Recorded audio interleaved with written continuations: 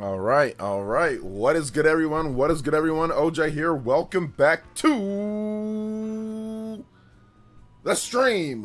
Sorry about the lateness that went down there. I kind of lost track on time as I was preparing and getting ready for the stream, so I'm terribly sorry about that. I thought I gave myself enough time right beforehand, but apparently I did not give myself enough time to get ready to make sure everything was good.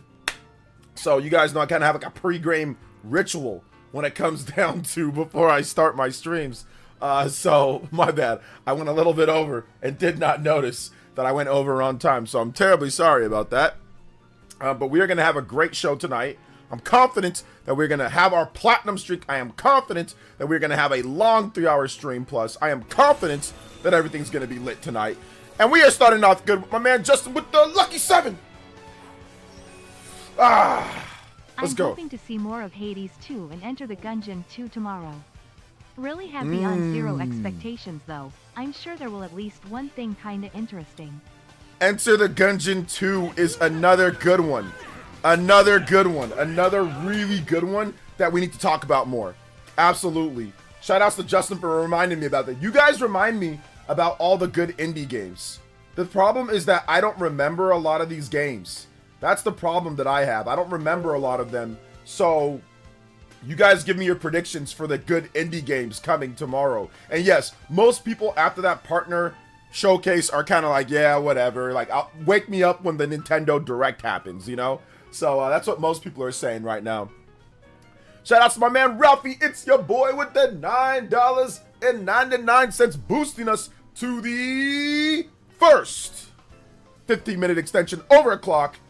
Hitting that flame clock, and he says, what up? First, what up, OJ? What up, chat? Shout outs, man. Yeah, you and Justin like came in like right at the same time there. 17 on the board. Let's go. Overclocks in the house. You guys know how we do it over here. We extend the time. We reward you guys out here for this. We hitting you with the stream clock extension. And of course, my man Ralphie, you are the Hokage. I mean, sorry about that, Justin. You were the Hokage for a bit. But Ralphie's the Hokage. Anybody does more than $9.99, you go with my man Ralphie. On the board, super chat, Jojo. Do you think any new Zelda games will release this generation? No, zero new Zelda games. Like, why would they release Zelda? Yeah, right. Like, new Zelda games this generation? No, that franchise doesn't sell enough. That franchise is not popular. It is not selling enough. I doubt that we're going to get any new Zelda games. Why would they release new Zelda games? That franchise does not sell very good at all. Not very popular either. All right, let's see here. Your boy, Ralphie. Says hit the like button. Yo, Ralphie with another back-to-back. Let's go. Thank you so much, your boy. Oh my gosh, yo. And then Cyber Taurus. Oh, I can barely keep up. Cyber Taurus with the 25. Sent a total troll level bingo card to your DM for tomorrow. Rolling on the floor laughing. Okay, Cyber Taurus. I need to see that. I'm gonna take a look at that troll level bingo card. I'm going to take a look at that troll level bingo card, my boy. I got to take a look at that because, you know, we got to know. Because we got to know what the troll level... I mean, I thought you were retired, but I guess that's why you're trolling instead, you know? Because I thought you were retired from it, but no, you're not retired. You're back at it. You're back at it again. 4 JoJo's in the house. Big love to Ralph. He says, hit that like button. Hit that like button, guys. If you have not hit that like button, hit that like button. What are you waiting for? Let's go, guys. Shout outs, man. Appreciate y'all like crazy, like always. Like crazy, like always. Let's go. So 52 on the board. And then Ralphie with the 20. Oh my goodness, bro. We out here tonight. Let's go. Zelda's cooked. Fairbanks is the only game I'm pretty confident will be there tomorrow's Yuka replay. Okay, yeah. A lot of people don't know what indie games are coming, so it's kind of hard to say like what's going to be there. Hit the like button, gang. Dude, Ralphie has dropped like, what was that? Like $40 for you guys just to hit the like button. Ralphie has dropped 40 for you guys to hit the like button. Becoming the, once again, back up to the Hokage here with the 40. Anyone does 40 or more, you can pass him up. That's total. Shout outs, man. Big love to Ralphie. Big love to Cybertorch. Big love to Justin. You guys starting out the stream, getting us an instant extension. And we're almost the platinum for the 7-time streak already. Remember, at 10, there is a special thing that I am working on for you guys. I'll have a special video or a special live stream, I should say more like. A special live stream for you guys when we hit 10, 20, 30, 40, 50 on the streak when it comes to days. So let's go. Big love, big love. Appreciate that, guys. Appreciate it. Let's hear. No, Cyber Taurus, you're still there. Cyber T with the 25 on the stream. Ninja, largest donor of the stream. Shout outs to Cyber Taurus. Shout outs to Ralphie. Shout outs to Justin. Shout outs to everybody dropping the love. Let's go. What about Yacht Club's Mina the Hollower? Yeah, Mina the Hollower could be there. No, Expedition 33 is not an indie. It's not going to be there. No. What's up, Flipping the Switch? What's good, man? What's good? Welcome, welcome, welcome. Let me get more shout outs though for you guys. Big love. We got bombed at the beginning. Let's keep it strong. Let's keep the hype going. Let's keep it rolling. I got my water so I can yell for 3 hours, okay? I can yell for 3 hours. I can do it. My man Dior is here. Cyber Taurus is here. Brand Smith is here. Nintendo 2 Dope is here. David V is here. General Zamora is here. Party Man is here. Nintendork is here saying I'm late as usual. Matt Inside is here. 777 OG Double OG. The Cool Guy. Serena Beecher is here. Daniel C is here. What is good? David KB. King Tree Freak. Kale, what's up, man? Oh, so it looks like Switch Force was right. Yes, Switch Force was right, Kale. Yes, he was, sir. Squirrely Swirly. What is good? What is good? Orlando Velez. What's up, Orlando? Big Orlando in the house. General Zamora. What's good, General Zamora? Welcome. Justin is here. It doesn't help that the Switch 2 Direct messed up during the Enter the Gungeon, so a lot of people forgot about it. Yeah, that's true. I didn't even see it. So, yeah, I forgot about that game, Justin. But, yes, I'd be very happy if the games that you said were there, Justin. So, you said tomorrow the expectation Hades 2 Yuka replay, and if Enter the Gungeon 2, and also if they had Kenna, Bridge of Spirits. I think if they had those 4 games, it doesn't matter any of the cat simulators, you know, farming simulators, pet simulators. If they have those 4 games at the show, I think people will think that the show was good. I think Kenna's a possibility. And yes, Hades 2, that would be great. Yuka Replay, that would be great. And of course, Enter the Gungeon. Those 4 games would be like, those would be banger games for many people, you know? Those would be great games. What's up, the Casual Noob? What's up, Brandon? Giving up on trying to beat Dior to be first in the chat or Streamlabs leaderboard. It happens. Let's go. What's up, Psycho Pie? What's up, Antonio Can? What's up, Neo? What's up, guys? Welcome, welcome. I don't think Expedition 33 is going to be there. No, I don't think Expedition 33 is going to be there. I think that it's a little bit too early. I think that it's just not going to be there. What's up, Fairbanks? Welcome to the stream. What is good? What is good? So, yeah, I don't think that's going to be there, but I think that it is possible for the system in the future. I just don't think it's going to be there tomorrow. I think that game's a little bit too big for an indie world. I think that's more of a Nintendo Direct presentation for sure.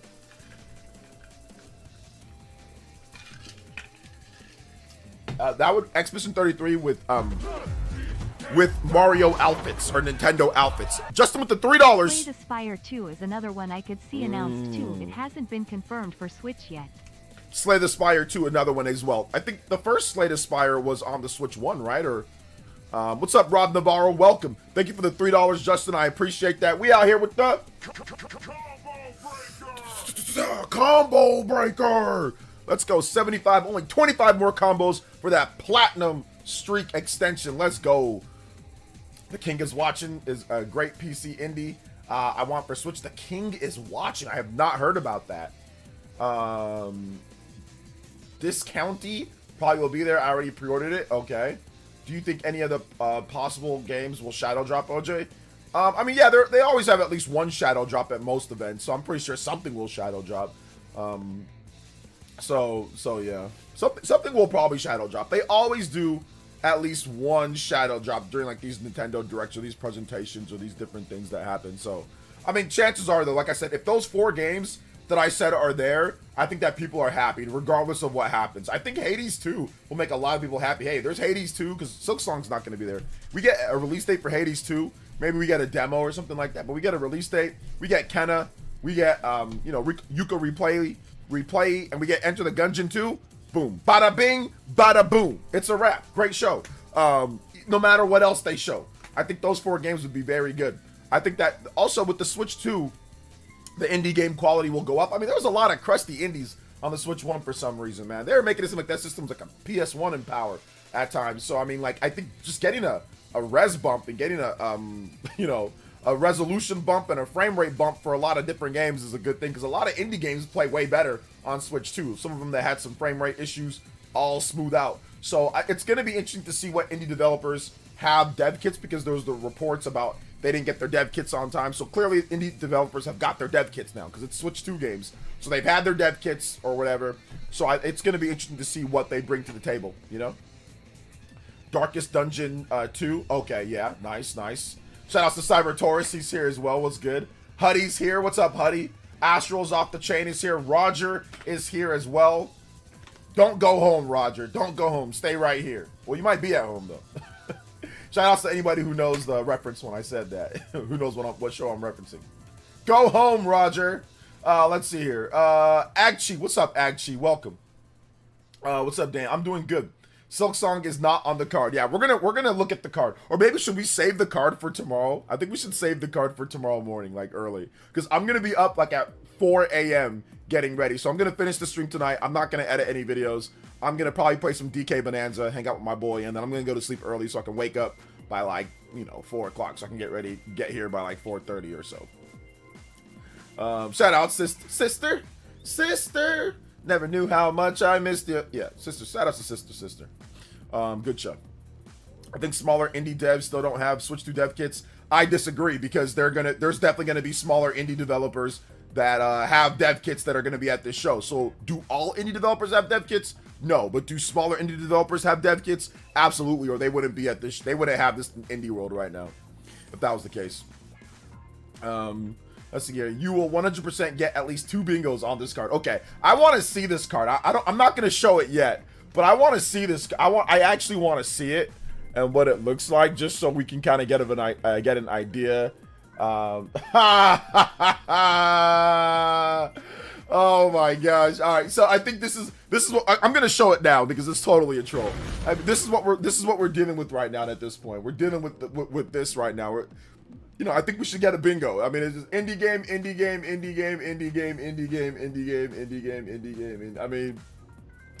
I mean, there's a good chance that this is true.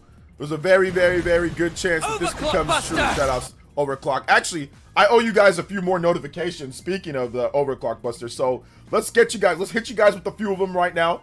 Hit you guys with the 1 hour, or almost 1 hour. Sabotage another $5 dono. Ninja Peach. Let's go. Shout outs. Can't miss with that card, except on the middle row. That's already a bust lol. Yeah, you can't miss with that card, man. You can't miss. You can't miss with that one. Also, Ralphie with another 5 as well, bumping up to 85 on the board. It says Cadence of Hyrule 2 is in the and that's Sister. Everybody knows Sister. How much I missed it. You know what I'm saying? That was a great show, man. Great show back in the day. So Roger, stay here, Roger. Please don't go home. Stay here. Ralphie bumping up his Hokage lead as well. 245. And it does 45 more. My man, not Roger. Ralphie, my man. Ralphie, your boy. Thank you so much, man. I appreciate that. Let's go. Let's get you guys a couple notifications. The 1 hour. Gotta get the Noah and Mio flying through the streets. Let's go. Big love. Appreciate that. Flame Clock cooked. Let's go. Shout outs though. Appreciate that. Flame Clock cookaroonie. Next one up. We are 15 combos away from going with the Goku Super Saiyan 3 and the Limit Break. Let's go. Hope there's Eastward. Yeah, Eastward would be good. Toxic Crusader. Oh, that'd be good too. Justin with the 3. Rollin' Rascal is an indie game that met their goal on Kickstarter that has a good demo that maybe gets released for Switch, since it's confirmed for Switch. Rolling Rascal. Okay, Rolling Rascal in the house. What's up, Russell Cunningham? Yo, what up? Not to be confused with Randall Cunningham, the excellent Eagles quarterback in the 90s and early 2000s. Let's go. I think it was on the Eagles and the Vikings, right? Yeah. Shout outs. Big love to Justin. Big love to Russell. Make sure you guys hit that like button. If you have not hit that like button, let them know that we are out here taking care of it. I don't know, did any of you guys catch the discussion that I had yesterday on Mongunzo's channel? Hopefully you guys caught that. Hopefully you guys enjoyed that discussion. I thought it was pretty good. I'm feeling pretty good after that. I felt pretty good. I could go to sleep. I can go to sleep with the good conscience that I made an honest effort. Let's see here. What's up, Paul? What's good, man? What is good? Ava Cook, what's up? What's up, Ava Cook? Mongunzo going on 500 subscribers too, which is awesome. It's freaking incredible. Let's ask Celia if Mina will be there. I know, seriously. Like, yo, Mina, what's going down? That's my PS5 profile, Mia and Noah. Yes, sir. Eastward sequel. Maybe they should bring Eastward to the Nintendo Switch. I remember when I was in Nigeria back in 2021, I was playing Eastward, and I was playing, and I'm like, this game is just way too weird for me. Like, it's just it's a good game, but it's way too emo or way too just. I had to stop playing just because it was way too weird. Let's see here. You definitely cleared the air. I felt, yeah. What's up, the JSS? What's good? What was up with the suit yesterday? You gotta look your best, Justin. You gotta look your best so people can't twist what you said. Think about it, man. People are very perceptive. You guys know I have a degree in communication. You know I did marketing classes. You guys know I did kinesiology. That's not as irrelevant. But marketing and PR, I did all that in college. And I did a lot of that after college, you know? So people will take your words and twist them. Even if you say, I'm sorry, or if you say this or that, they'll twist your words just because they don't like the way that you look. You know? They will twist your words based on the way that you look. So if you look presentable, and if you look clean, and you look like everything sincere, that's why I had my camera on. I could have went with the camera off, but I went with the camera on so people couldn't twist or manipulate what was said. So that's the reason why. Shout outs to Punish Sicilian with the $2 dono. This is people of a certain persuasion never fault tariffs. Yeah, seriously. The two discussions that we had yesterday I think were very interesting. So thank you for the $2 dono. Combo breaks coming through. We are only 10 combos away from the first platinum. Let's go. One-time platinum breaker. Buster Sword in the house. Thank you so much, Punish Sicilian. I appreciate that. Hit him with the stone cold reality of communication. Absolutely. Hi from London, OJ. I'm 1:20 a.m. here. Bedtime soon, but I have to tell you, I started Bonanza today. What an incredible game. Best 3D platform of all time. Definitely one of the better 3D platformers. I am getting close to the end. I got a certain power, and that power is freaking incredible. So, yeah, man. Absolutely. Absolutely. Let's see. You were dressed like you were ready for court. I feel you, though. That's called dress for ready for like a press conference, man. Press conference. There's many ways to dress nice. I thought it was a nice suit. I thought it was a striking blue tie. I thought it was a nice suit. The funniest thing about that tie, bro, is that that's not actually even a real tie. People hated those, like they didn't hate them, but when I used to work at this one place where we had to have suit and tie every single day, a lot of the guys would scoff at that tie. It's not a clip-on tie, but it's a zip tie. And they don't really sell them anymore like they used to sell them. I used to get them at Walmart and get them at places, but that tie will have a perfect Windsor knot no matter what. And it's not like you don't clip it on or anything like that. It's not a weak clip-on tie, but it's a zip. It just goes zoop, and it looks just like a brand spanking new tie. And like I said, the people that at my job, they looked at it like crazy because they had to sit there and tie their ties. I ain't gonna sit there and waste my time tying a tie and making sure that the knot is all perfect. Hell nah. I took a shortcut and got a bunch of zip ties, and I'm telling you, they look so real because clip-on ties were not allowed at the job that I went. You can't wear a clip-on tie, but they couldn't say anything about that tie in particular. Now, do I have real ties? Absolutely. Do I know how to tie a tie? Of course I do. But I'd rather not waste my time tying ties. You know what I'm saying? So yeah. Let's see here. Would you be so kind to link the stream that you just mentioned in the chat, please? Yeah, PsychoPie got it linked for you. So yeah, there you go. I can see your comments, man. What's good, man? Welcome to the stream. Let's see here. A certain positive, meaningful. There you go. Absolutely. Which is better to play Madden on Switch 2 or PlayStation Portal while watching football? Well, if you're streaming the football game, PS Portal might not be the best place because your internet might be getting a little bit of Blue 42. Blue 42. Might be pausing. Might be doing that Tecmo Bowl back in the day. You know what I'm saying? Let's see. I have one of those zipper ties. It's definitely a game changer. It is a game changer, bro. It really is a game changer. Like, I don't know. Do you? Where'd you buy yours at? Did you? Because like I cannot find them. I really desperately trying to find them, and I cannot find them. Justin with the $3 dono. Let's go. Madden early access starts tomorrow. I'll let you know how it is on Switch too. Okay. I ended up getting the early access, seeing how I only buy a Madden game every 10 years or so. Lol. Justin's like, when I'm 40, I'll buy the next one. Be Madden. Hopefully you guys buy a Madden.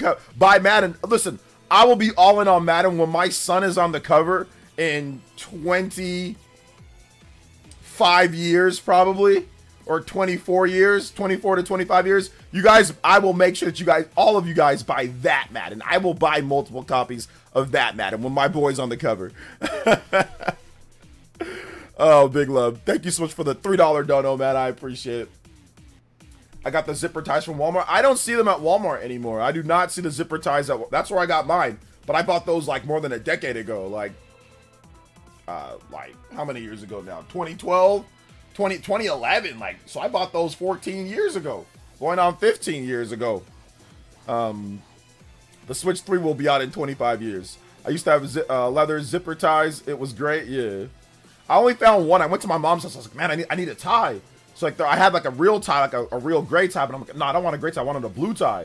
So I'm like, man, where's my ties? I couldn't find my zipper ties. I had a bunch of them. I had really nice zipper ties. I don't know where they went. I don't know what happened to them. But I had a bunch of I had like a nice, nice patterns and all that. I don't know where they all went. I have like one left. I got to find them because those ties were freaking nice. And my blue ties still look good after all these years. Let's see here. Okay, Cyber Taurus is on the Madden train. Let's go.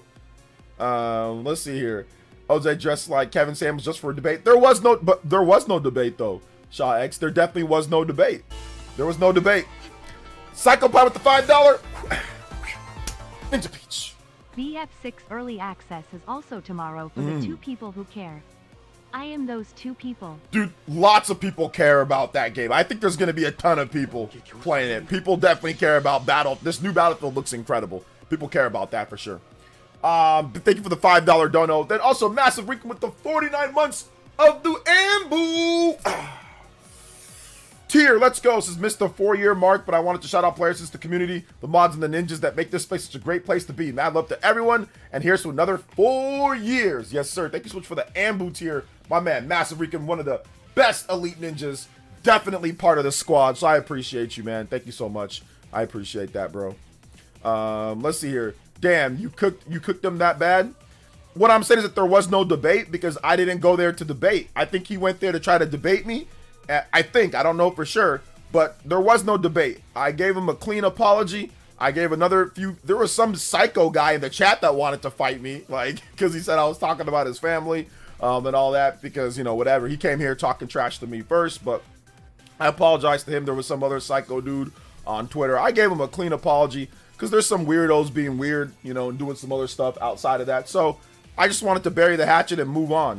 That was kind of like my way to do that, and I think I did a good job of that. So if anything else happens from here, that's not on me anymore. You know what I'm saying? Like, that's not on me. That's on them. Because I'm not going to be paying attention. I'm not going to be worried about it. It's over to me. It's done.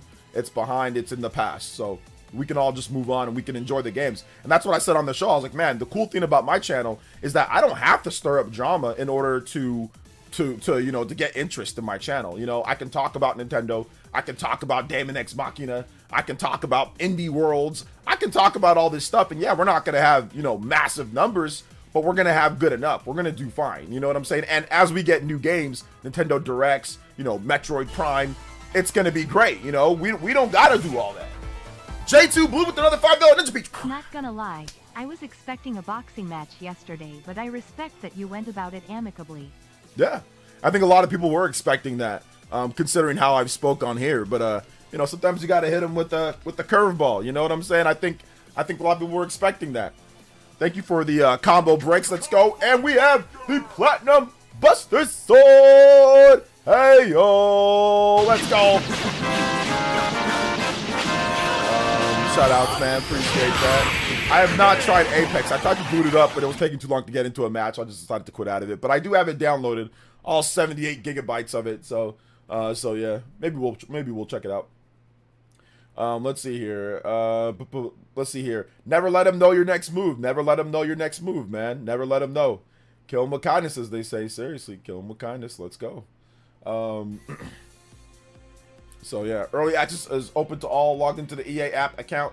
Twitch watch developer 30 minutes get early access key. Hell yeah, there you go. Sandeep. For those that are getting ready for the early access stuff, dude, seriously, it's awesome. Get excited, get ready. I appreciate you guys, coming through and letting me know about that. Also, the indie show, if you guys have more stuff on the indie show, some predictions, we're listening to that.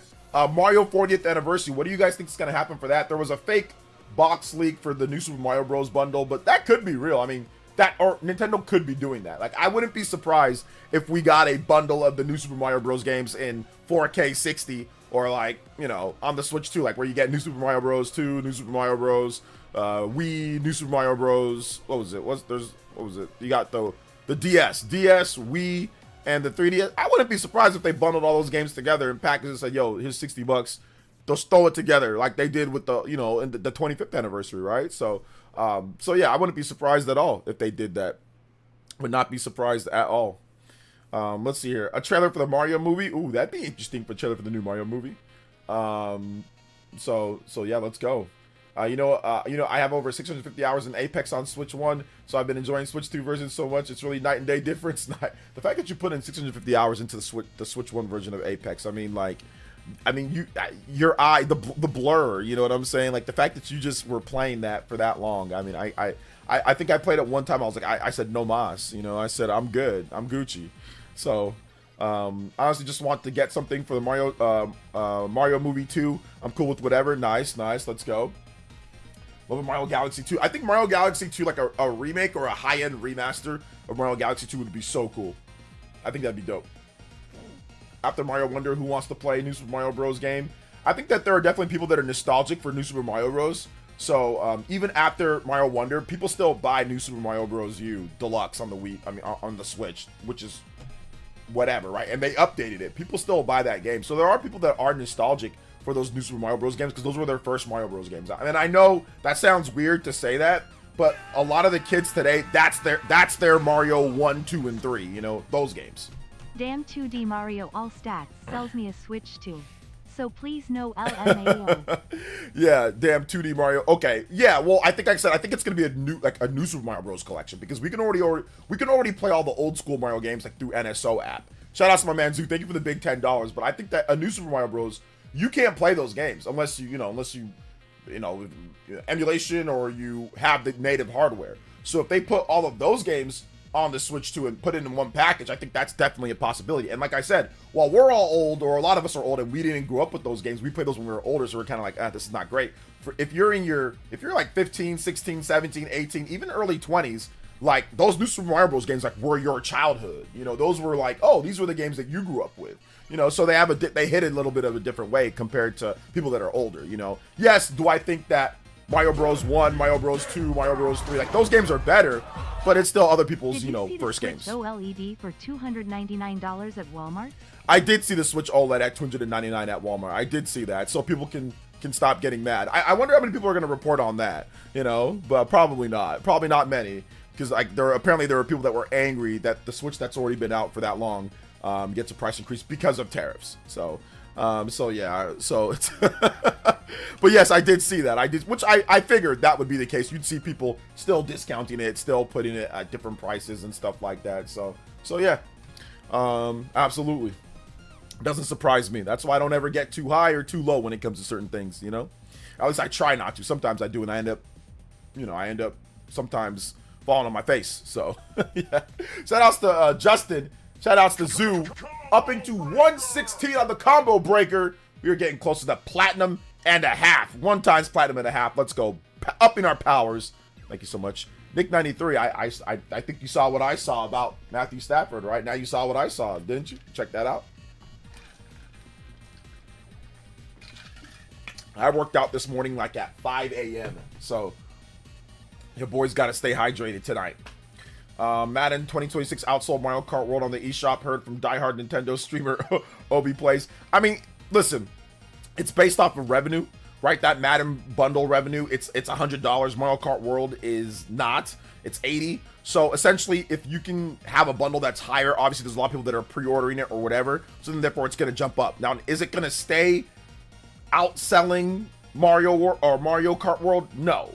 But for right now, is it doing better numbers than the revenue that's Mario Kart World is pulling in? Yes, because there's a large influx of people pre-ordering it, you know? Madden on Switch is the perfect, to me, it's better than Madden on PlayStation and on Xbox. And let me tell you the reason why. It's better because you can freaking play it anywhere. That's why it's better. Sup OJ in chat. What's up? Hope you're having a great week. Mine just turned to S height. I lost my beautiful car to a car accident. Oh It got no. towed and everything. Oh. Make it credit, but may not be enough to cover the damages. Oh my goodness. In mourning mode at the moment. Man, I'm sorry to hear about that, Super Christian. I'm sorry to hear about your car going into getting caboodled. You know what I'm saying? Getting bodied, getting Mario you got blue shelled. I'm sorry to hear about that, man. For real. Sorry to hear about that. Well, I keep you in the prayers. Hopefully you got enough credit to get yourself something, you know? Get yourself, all you got to think of is A to B, you know? But I'm totally sorry about your car, brother. That stinks, man. Damn. Sorry to hear about that. When I was talking about, what was I talking about? Somebody in the chat remind me what I was talking about. Sorry about that. I'm thinking about Christian right now. I'm sorry about that, brother. Thank you for the $3 dono. Let's see here. Just saw it right now. Not good. I guess he's expecting to play. But yeah, they're gonna give him an epidural. Nick, I don't know if you've heard what an epidural is, but that's what they give to pregnant women because they're in so much pain. When they're gonna give him an epidural through his back. Through his back. They give that to pregnant women because they're in pain through childbirth. Bro, childbirth is one of the most excruciating pains that you can ever have. Okay? And that's what they're gonna give him. They're gonna give him a freaking epidural. Like, yeah, it's bad. But yeah, I think he might be able to play this season. He'll be able to play this season. Shout out. Okay, Madden. So yes, Madden is now above it. But once again, it's based off of the revenue. So it's $100. A lot of people are buying that right now. It's gonna level out though after a few days, after a bit. It's gonna level out, and Mario Kart World is gonna surpass it. Mario Kart World is gonna be in the top 10 for eShop sales probably throughout the whole generation. Mario Kart World is gonna be. People are always gonna buy that. So for right now, yes, but it's not gonna stick. It's not gonna stay. We might need another good QB just in case. Yeah, you guys will probably sign somebody else. I mean, you got Garoppolo, you got you got that Stenson guy. I think you guys got somebody else. I don't know who else is on the roster, but yeah, I would have signed Teddy Bridgewater if I was you guys, but he already signed, I think, with the Buccaneers. So, but yeah, I would think Teddy Bridgewater would have been a good pickup just in case, you know. Let's see here. Either he's gonna brace and protect him, or he'll hamper his mobility. The play without the risk of further injury, not good. It's not good because the epidural masks the pain. So I mean, like, he's got to be very careful how he navigates this one because he can do legitimate long-term damage if he's not careful.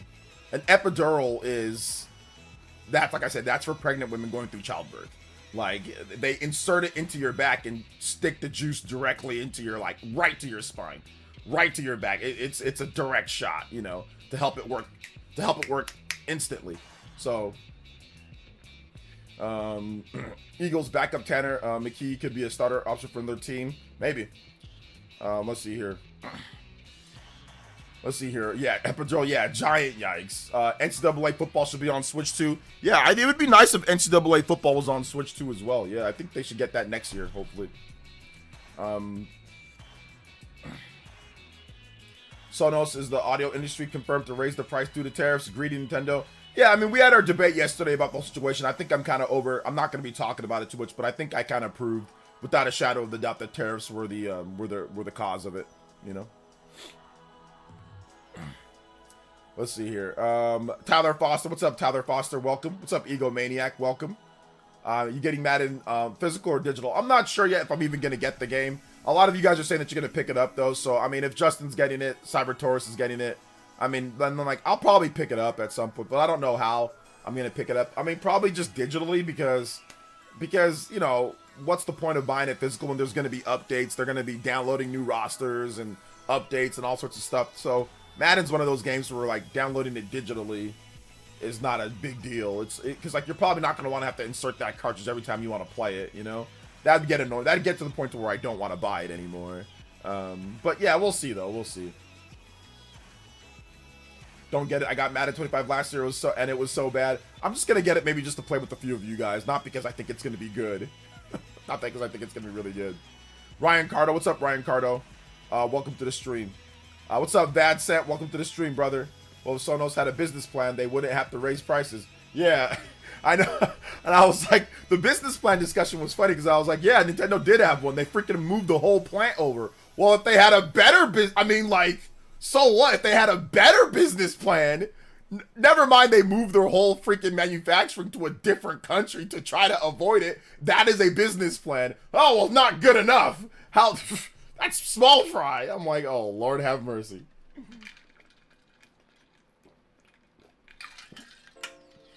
Lord have mercy. Let's see here. What's up, OJ? I hope you're doing well. Any predictions for the indie world tomorrow? Yeah, I'm hoping that we get these 4 games. Kenna, Bridge of Spirits, Enter the Gungeon 2, Hades 2, and Yuka Replay. If we get those 4 games spread out, I think it's a great show. And people will be happy. Let's see here. OJ gonna have a big advantage over his viewers with this football knowledge of Madden 25. I will, or Madden, yes, I will. Yes, I will actually have a big advantage over some people. That doesn't mean I'll be able to beat everybody, but yes, I mean, naturally, people that know football more will know how to play football games more because you know what the coverages mean. For a normie, Madden is really foreign, or for someone who hasn't played football, Madden is very difficult to pick up and grasp. Now, it's easy to pick up and play, just pick plays and see what happens, but it's very difficult to grasp if you don't understand football. Like, it's hard to play the game. That's why there's a really big disconnect between people who play Madden and people who don't. People who don't play Madden are like, oh my gosh, like, keep me away. You know, but people who do play Madden or who do know football are more willing to try it. But football is difficult. It's not like, you know, I think even like basketball is maybe even a bit easier, or soccer is a bit easier to play, but football is very complex and weird, especially in a video game format, because like coverages and stuff like that. So what about college football? College football is the same thing. It's just a little bit more arcadey than Madden, just a little bit more. Just doing chilling, playing Kirby. What Kirby game you playing? Let's see here. What's up, Alonzo Vines? What's good, man? Welcome. Just because you know football, though, doesn't mean you're going to be good at Madden. Like, I know a lot of people that were trash at Madden, but were very good at football. Like, there's definitely you still got to know how to play video games, you know? What's up, OJ? Hope you're doing well. Any predictions for the indie world? Hey, what's up, Double M? Yeah, I went over those predictions. What's up, Gangsta? Is it Gangsta Slayer? What's up, man? Welcome. I was asking him what business plan would have come up with. He just said a better business plan. He just said a better one. He didn't really have any actual business plan. He just said better business plan, you know, because his restaurant had a business plan, you know. So, Gangsta Slayer with the upgrade from the tune in to the Joan in. Let's go. Thank you, Switchman. Thank you for the upgrade. 120. Let's go with 120. 121. 121 on the board. Combo breaks. Let's go. And going further than beyond, going to platinum and a half. We're only 29 combos away from that. Let's go, guys. Shoutouts. I have a basic understanding of football. Should I bother with Madden? I mean, if you want to. If you like football, then you'll probably like Madden, you know? Expedition 33 on the Indie Showcase. Imagine the Switch 2. Damn. I mean, if Expedition 33 showed up, that would be incredible if it showed up. Like, honestly, that would be absolutely incredible if it showed up at the Direct. It really would be. Or at the Indie Showcase. But it's not going to, though.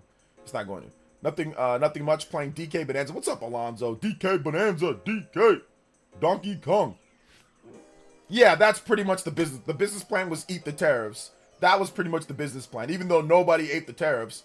Microsoft, Sony, Nintendo. Nobody's going to eat those tariffs. Those tariffs are insane. Nobody's going to eat those tariffs. But that's the business. The business plan is eat the tariffs. They're not going to do that. Once again, you want to call them greedy for that? Okay, but they were greedy beforehand. Because they didn't want to eat the tariffs doesn't make them any more greedy than they already were. They were already greedy beforehand. Right? Right. That's what I was trying to get to them. It's like, this is irrelevant. They're not going to... The cause of this is the tariffs. That's the cause. And there's really not anything else to say about it. We can say that you can argue your emotion on greedy or not. They're all greedy. We already know this. That it's irrelevant. What's relevant is that this caused this. That's it. So... So yeah. Anyway, I'm done with it. I'm not done. I'm not arguing anymore. Let people think whatever they want to think. People are allowed to have their opinion. You're allowed to have your emotions. You're allowed to think whatever you want. I don't care. But that's the truth. That's the facts. That's the facts that we know. You know. Let's see here. Hey OJ, are you getting the analog 3D? Nah. I think Coffee Talk 3 and Tokyo will show up. Oh, Coffee Talk. Yeah. That's one of those like chill type of games, right? Clearly, one restaurant that doesn't raise prices doesn't mean anything. He thought so. I listened to that debate, and the first minute in, I knew the dude was out of his league. Yeah. Wait, the funniest part, and I'm not talking about, we're just discussing what happened like post-mortem. The funniest thing was like, he was fully set on Nintendo as a whole being greedy with it. So then I said, Nintendo of America, right? Well, yeah, I guess so. I'm like, okay. So it's not all of Nintendo, because in Japan and other countries, they didn't raise the price. So obviously that lends to where the price increase, or what place got tariffed like crazy. America. Where'd the price go up? America. So the cause of it was the tariffs, right? No. Nintendo of Japan sent a lifeline, said raise the price now. So told them to do it, and Nintendo of America was like, all right, price button. They pressed the price button on there. That's really what happened. Furukawa said it. He said it. He didn't even say it in English. He just said it in Japanese, and everyone already knew what he meant. They already studied. You know what I'm saying? And they kept. It was like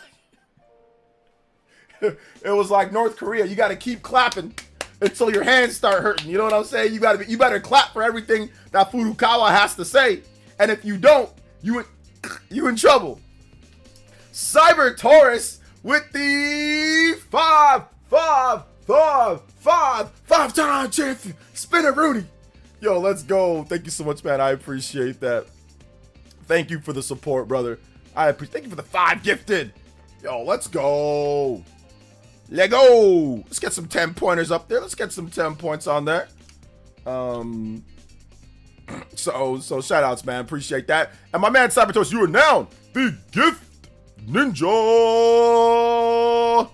With the 5. Anybody does 5 or more on the side with Sabotage, you can get up on the board or pass him up. Yes, sir.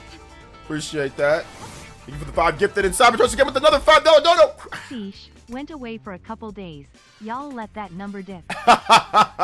Yeah, a lot of it's going to be gifted, so it's going to dip a little bit at times. But I appreciate anything that I get, man. I appreciate it. But for those who want to join the fight, join the resistance like a hell diver, but an elite ninja diver, an elite ninja, go on and become a member, !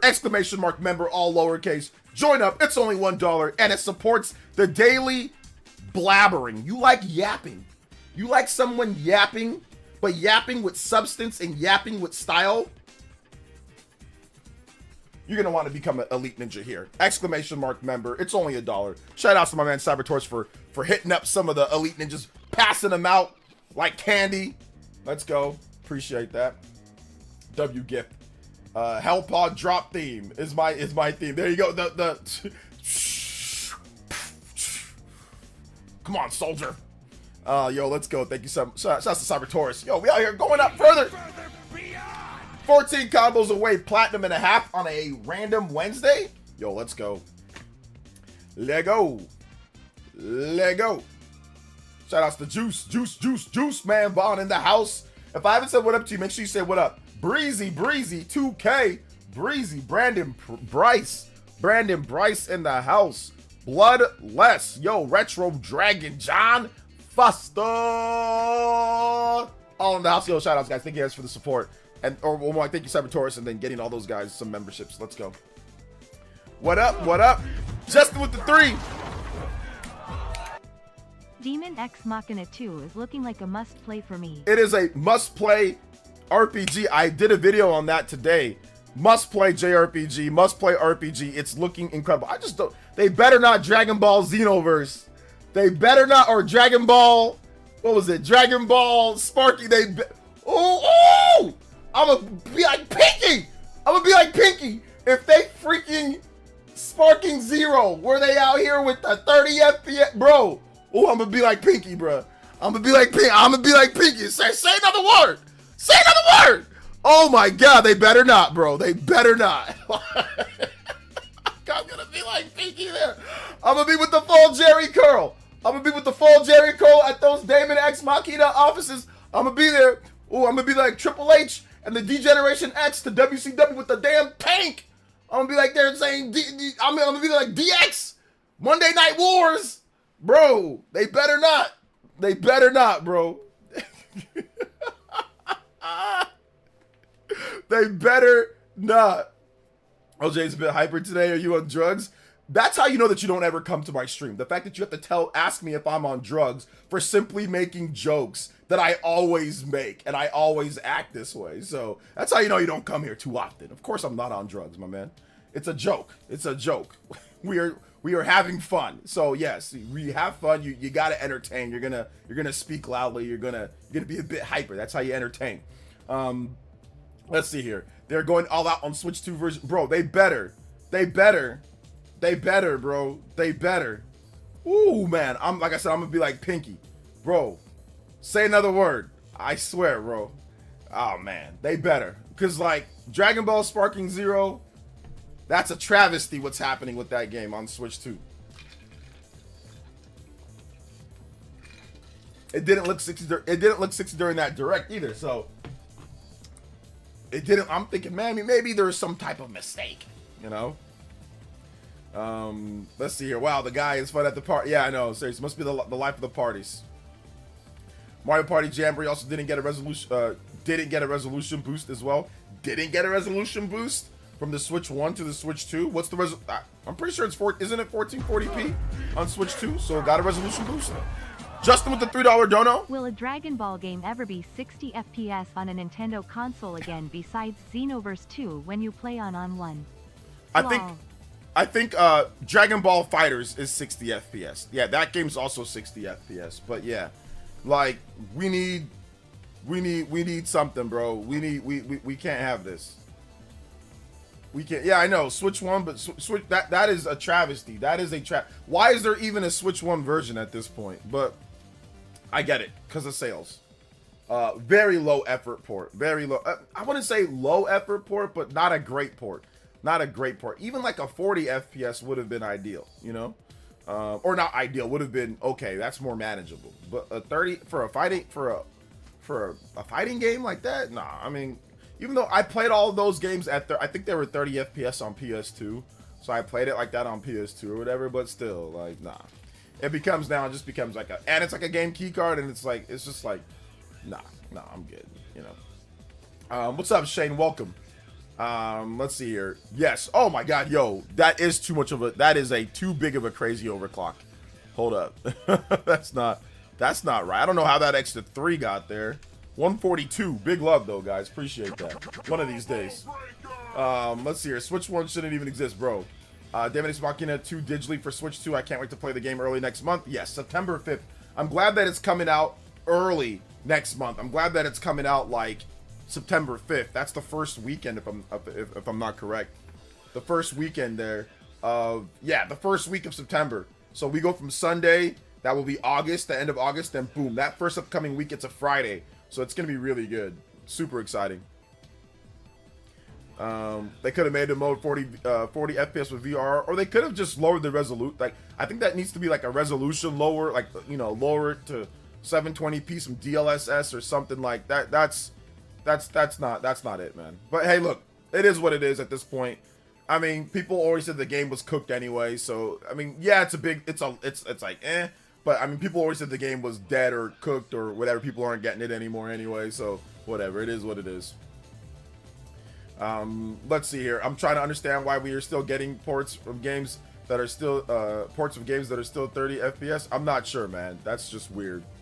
I don't know you moved on, but I'll say to clear the air with that. Way to clear the air with that dude, OJ. Hey, no problem. If you guys have questions about that situation, that's fine. I'm not gonna like, shush you or anything. I'm just saying, me personally, I'm done insulting or I'm done talking about it, like in terms of me bringing stuff up. But if you guys want to say, hey, good job on that, or I watched it, or ask a question, I don't mind doing that. Like, I don't want to, censor anybody in that respect, you know?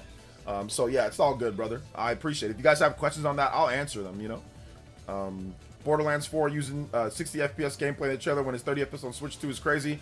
I don't know if they use 60 FPS on the Switch 2 specific stuff. From what I saw, it definitely seemed like it was 30, maybe, but we'll see.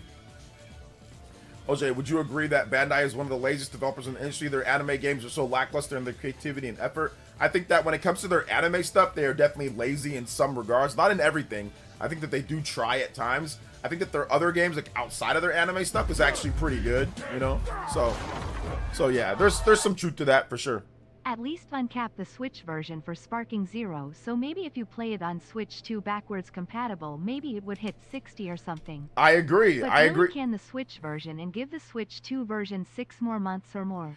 Yeah, I think I guess. I think that what I would have done, if I was them, I would have just taken the Switch 1 version of the game, and I would have just, uncapped that to make it run at 60. Or I would have just taken the Switch 1 version of the game and just bump the resolution up to 4K 60.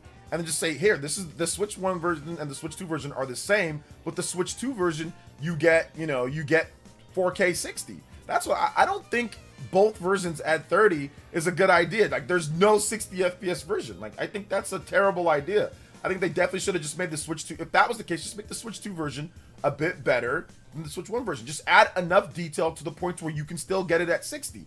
And then just basically make, I don't see the need for them to say, oh, the graphics, and then make it run at 30 with potentially dips. Like, that's insane law. Who made that decision? Who made that decision? You know? So I get it. The graphics are better on the Switch 2. It definitely looks better. We've seen the comparison screenshots, but I don't know if it's worth the 60 FPS, all things considered. They could have made a slightly better graphics version or 4K 60 of the Switch 1 version, and yeah, it'll look crappy compared to the Xbox and PlayStation, but at least they'll run at 4K 60. Like, that's not, whoever was in charge of that, they didn't do I don't agree with the decision. I don't agree with it. GameSpot wrote a topic, an article on Xbox that we're going to discuss, talking about how it's not sustainable for Xbox is an increasingly unstable platform for anyone to invest in, and it's going to play a part into my video that I'm going to be doing very soon here, probably maybe tomorrow morning after the Nintendo Indie Showcase or something. So yeah. So we're going to talk about that in just a bit. Have you completely moved everything over to your Switch 2? You still use your Switch 1? Why the hell would I use my Switch 1? Yes, everything's moved. Switch 2 is such a drastic improvement. I have moved everything over to my Switch 2. I do not use my Switch 1 for anything. I mean, I got an OLED, and the OLED screen is nice, but it ain't nice enough for me to take the hit on performance on everything. Hell no. It's annoying in my opinion because Switch 2 is more powerful and giving us more options. Yeah, exactly. Do they mean invest as a consumer? Well, we're going to talk about that in just a bit. Should have been a 60, 720p. It looked like a PS4 game on the PS5. I don't care what they would have done to get it to be at 60, but they needed to do something. I don't think no option for 60 at all is a good idea. So yeah, whether that's uncapping the Switch 1 game so you can run it at 60 on the Switch 2, or having graphics mode settings or something, but to me, it's just not a good move. It's just not a good move, not a good look, not a good idea. But we'll see when the sales come through. We'll see what happens there. We'll see if people buy it. Let's see here. Yeah, the release date trailer for Borderlands 4 is at 60, has 1K likes versus 1.5K dislikes. Why does it have so many dislikes? Hit the Switch 1 to enjoy the hit that Switch 1 to enjoy the eShop. Hit the Switch 1 to enjoy the eShop.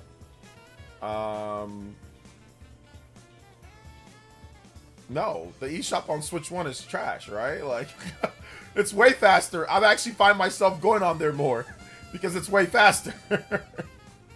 So I think that was being sarcastic. I think that was a sarcastic quip. So yeah. Yeah, he was being sarcastic. He was just being sarcastic. Because yeah, the Switch 1 eShop is notoriously slow. After buying Switch 2, there's no reason to go. Yeah, there's really no reason unless the OLED screen. That's the only thing I can think of is the OLED screen. Outside of that, there's not many reasons to go back.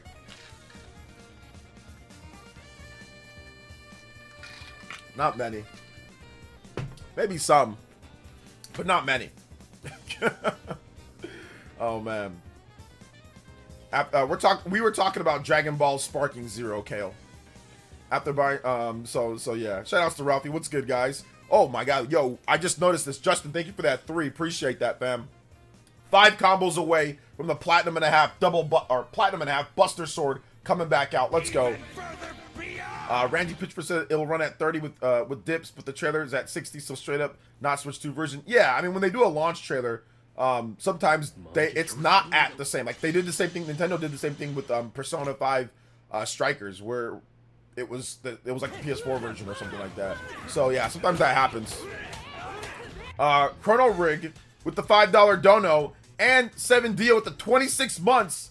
Yo, shout outs, man. Appreciate that, guys. Says, hey, OJ, did you see that what John Linneman said about new DF podcast? He says the Switch 2 is failing because Nintendo is scared to leave Switch 1. The Switch 2 is failing. The Switch 2 is definitely not failing, so I'm not sure what he's talking about there. And no, I didn't see it just because I don't really pay attention to like their opinions in Digital Foundry. Like I hear about their resolution stuff, but Switch 2 is selling good, so I don't know where he's saying failing or how it's failing. I'm not sure how it is or what his interpretation of failing is.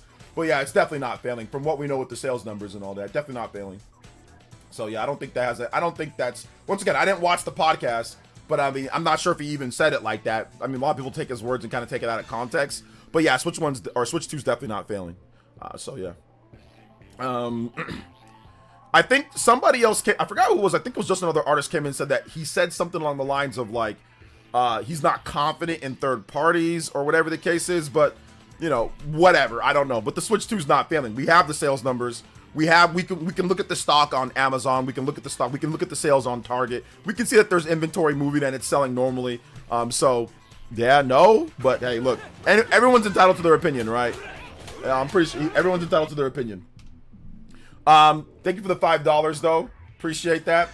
Let's see here. 7 deal with the $1.99 says evening, pal. Maybe get some Mario RPG jams. Yes, Mario RPG jams. Let's go.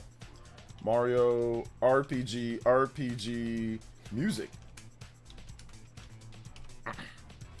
Very positive towards Switch 2 at DF overall. I just spoke on that in terms of failing. The system's not failing. The system's doing very well, so it's not failing at all.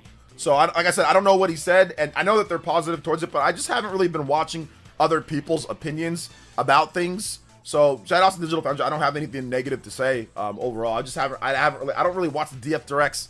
You know, I'll just take a look at some of like the frame rate resolution boost things. Like I'll look at some of that stuff, but I'm not watching everything that they gotta say because a lot of times they don't know what they're talking about when it comes to just talking about like the business aspects and stuff of that. Like you know they were talking about how like well, the PC portables they're successful. It's like no, they're not.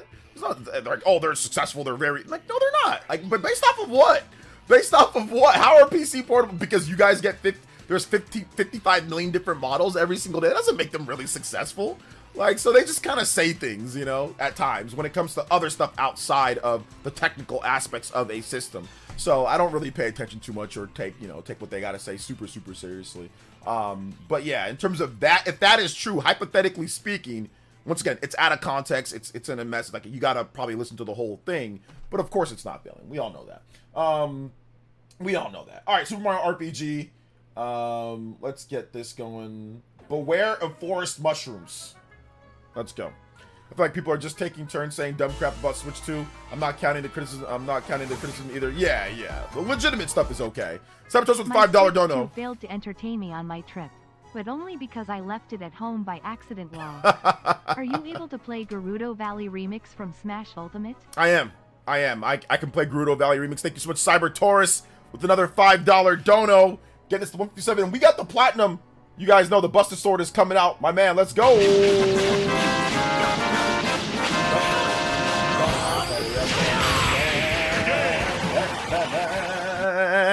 Shout outs. Thank you guys so much. My man, Cloud Stripe in the house. Platinum and a half. Buster Sword. Let's go. Combo breaks. You guys know the deal already. Next one up at the 200 overclocks. We'll get it going. What's up, Zombie Tech Pad? Welcome to the stream, brother. How you doing today? Shout outs. Let me get this Mario RPG music going back again. Echo Chamber, they're successful. In the Echo Chamber, they're successful. Yeah, I know, seriously. Yes, handheld PCs don't sell extremely well. They're very niche products. They said they're doing great. Which is complete cap. I wonder where DK Bonanza is sales-wise. Very good.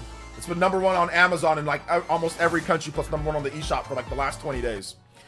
Dean formally declined. Said it's not his thing.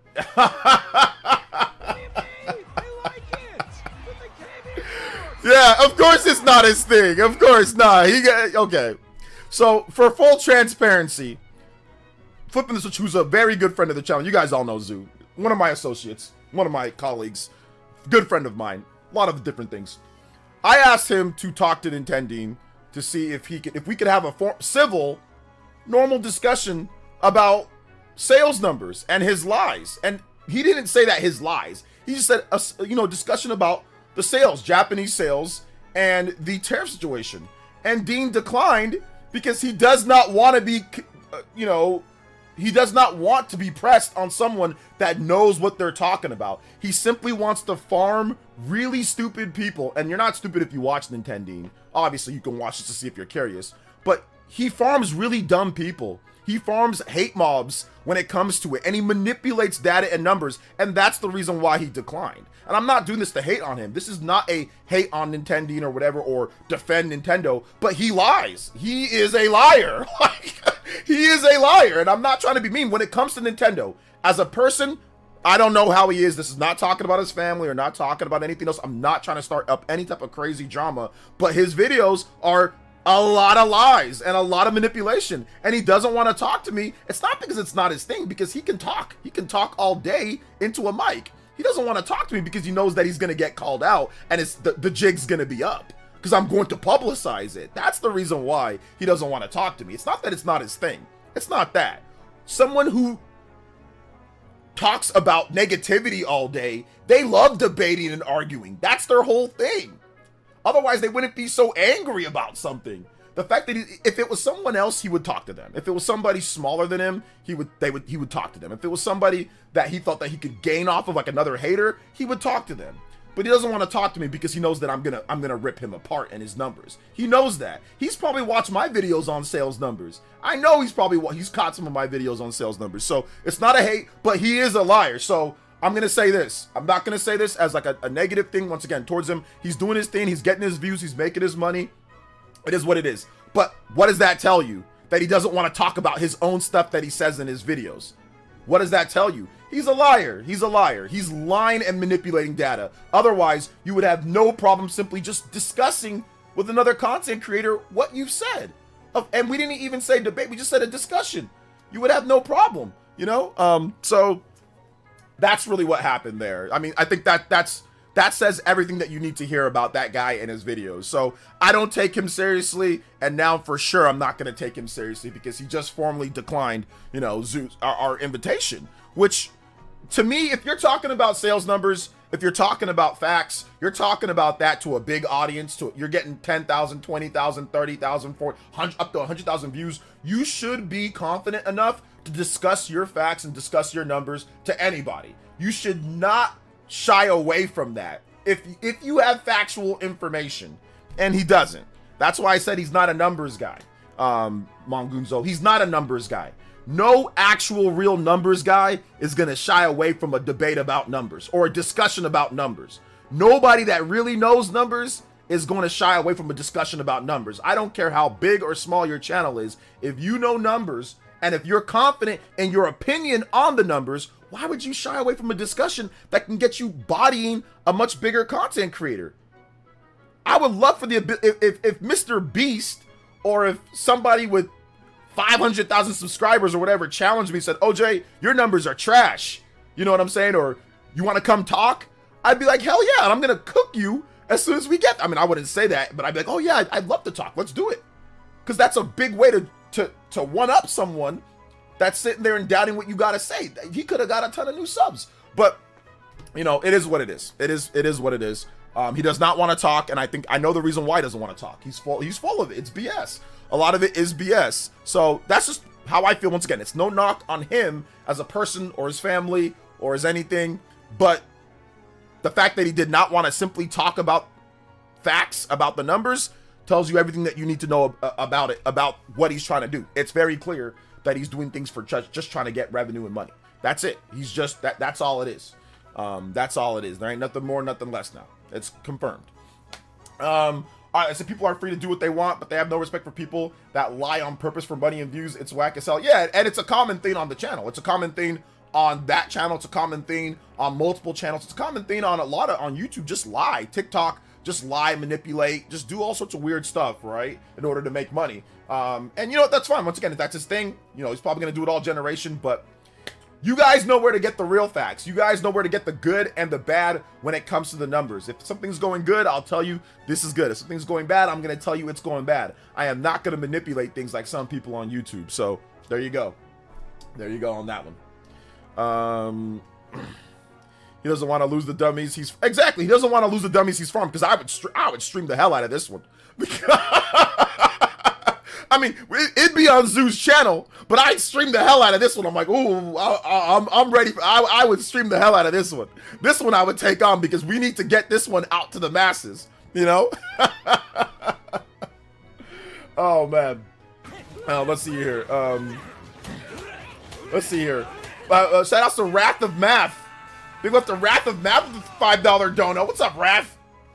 What's up, OJ? How can I get any music from Astral Chain? Yes, you can. I gotta play some music from for Mongunzo, or no, for Cyber Taurus, Gerudo Valley, Gerudo Valley Smash remix. So we're gonna play that. Then we're gonna get your music. And thank you to Kevin with the JoJo with the 10 as well, man. I appreciate that.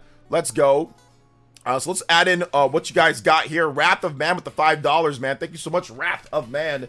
And he says, player says, my brother is a member of Dean team, and he'll be relieved to know there won't be a debate. It wouldn't go well for Dean. Yeah, I mean, obviously listen, Dean's a smart guy. He's farming idiots for money on YouTube. You know what I'm saying? Like, he's farming people with faulty information. You know, listen, it is what it is, right? Like, it is what it is. He's lying and manipulating data. People are, like, obviously he's leaning into the Switch 2 hate stuff that happened before the system even came out. You know, so you got to get handed to him for that, in terms of that way. I mean, to, you know, get himself out of what he did before to get the views that he's getting now. So there's some genius in there, but yeah, obviously it would not go very well for him. I mean, I think he sees that. I think he definitely sees that, because he knows, I know what I'm talking about. I know he knows I know what I'm talking about. Like, he knows that I know what I'm talking about. And I know that he knows that, you know? So, shoutouts. Thank you for the $10. JoJo boys. Wrath of Math. Thank you for the $5. Chris, thank you for the 12 months. Tune in tier for 12 months. Let's go. 1 year badge. Let's get it. So yeah. People be like, I saw Switch 2 at my Walmart, therefore it's failing. I know, seriously. Let's see here. I don't really blame the content creator, but more of the morons that consume and create demand. I mean, I think it's a little bit of both. You know what I'm saying? Like, obviously people, it's very easy to manipulate people. Like, manipulating people has been I mean, listen, from the beginning of time. We've seen what's happened throughout the history of time of people manipulating other people to do insane or crazy things. Now, still to this day, human manipulation is very easy. It's still not a hard thing to do in today's day, if you can strike the right key, if you can hit the emotional chord. You can easily turn a rational person into a non-rational person somewhat quickly if you strike with the emotion. It's a human element. This is something that you'll learn in psychology if you take psychology courses or anything like that. For me, I took a lot of psychology courses, logic and psychology. It's very easy to manipulate people into doing your bidding or thinking the way that you think, even if how you think is completely wrong, you know, and that's what a lot of people on this platform do. That's what a lot of people, I mean, listen, and even people who will, for example, tell you, this is a horrible product, this is such a bad thing, this is dumb, this is bad, and then they buy it day one with the Switch 2. How many people did that? Manipulation. Easy money from you guys on YouTube, telling you how he's not gonna buy, or how they're not gonna buy one, and this and that, and then the minute it comes out, they go buy one. Like you see what I'm saying with people? Like, this is what people do, and it happens all the time, you know. Shout outs to, let's see here. Chris the Strider Dog with the $4.99 says, halfway through my my first playthrough of FF6. Why hasn't anyone told me how this is the greatest game it is, or how greatest this game is? Anyways, keep up the great work. Thank you so much. Thank you for the $5, Chris the Strider Dog. And yes, Final Fantasy VI is an incredible game. It really is really good. Excuse me. What is that? 184 on the board for the combo breaker, guys. Thank you so much, man. We are getting towards the 2 times platinum. Double Buster Sword in the house. 3 times total. So, yeah, we are living through this en masse right now with the U.S. politics. I mean, listen, and like I said, it can be anything. It can be cults, it can be this, it can be that, it can be crazy psycho stuff. Like, there are all sorts of stuff to where it's very easy when it comes down, with no proof, with no real proof outside of, I don't like something, and then let's poke and pick and prod at every single thing that we can poke, pick, and prod at. You know, so yeah, man. I mean, that's really what it comes down to. Let's see here. Mudo had to make an apology video for that. He wasn't actually sorry though. He knew what he was doing. Let's see here. Content creators, also called influencers, are for a real reason. They meant to shape public opinion. One way to present, and that's one way to present info. Yes, and it can be positive and it can be negative. And in this case, you know, with Nintendo not wanting to speak with me at all, because I know he knows who I am, but not wanting to speak with me at all, I think that shows you that he's scared. He's scared of his lies being exposed. To say that it's not his thing, that's insane. To not come talk about sales numbers? Like, come on. To not come discuss sales numbers? Come on, man. That's insane. So your thing is just to sit down and Nazi propaganda, you know what I'm saying? Goebbels propaganda, you know, junk out to people. It's like just sit there on a radio and just sit and spew propaganda 24/7. You know? Oh my gosh, man! But yeah, it is what it is. Obviously, not as bad as the Nazis, not as bad as that. But I'm just saying, like, the propaganda coordinator, you know, to just sit there and just say a bunch of stuff that's manipulation, clearly not true, lying. You know, you don't want to come talk. I mean, but like I said, it is what it is. Obviously, he can do his thing. I gotta give him some props, you know, for doing a lot of cool stuff, you know. But you know, it is what it is. You know, it is what it is. But hey, he didn't want to talk, so you know, whatever. But I think that tells you what you need to know. Let's see here. He's scared of getting exposed and getting your work. Yeah, I mean that's really what it comes down to. Dudes, be like, I'm sorry, I bought the Switch 2. Like, dude, like, seriously, apologize. I have to do a formal apology for buying the system after talking so much ish about it and manipulating people. You really wanted one, you know. That's at the end of the day, you actually wanted one. But then you have to go, it's not impressive. That's not impressive at all. You know, yeah, Steam Deck was, you know, but not this thing. Because I can play Mario 64 on here. Emulation. That's why it's impressive. Woohoo! Woohoo! You know, like, oh man.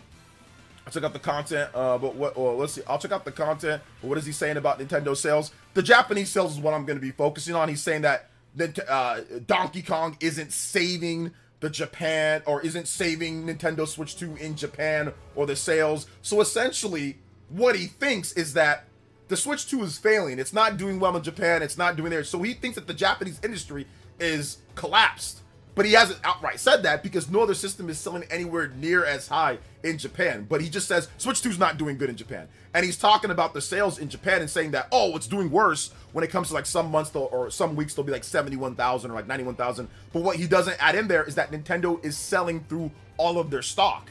You can't just go into a Japanese store and buy a Switch 2 in Japan. Whatever is shipped to Japan for the Switch 2, it sells. But he is spinning it as, look at the sales are lower than the previous week, so it's bad, it didn't go up high enough. Like, he is spinning it, and that is 100% false and wrong to do that. Because they are selling 10 to 6 times more than any other platform in Japan right now. And they are selling every unit that ships to the stores in Japan. You can't just walk in and buy one willy-nilly like you can sometimes here in the US and in other countries. You can't. Every single system that they get shipped in, it sells. So he does not he does not add that piece of information in.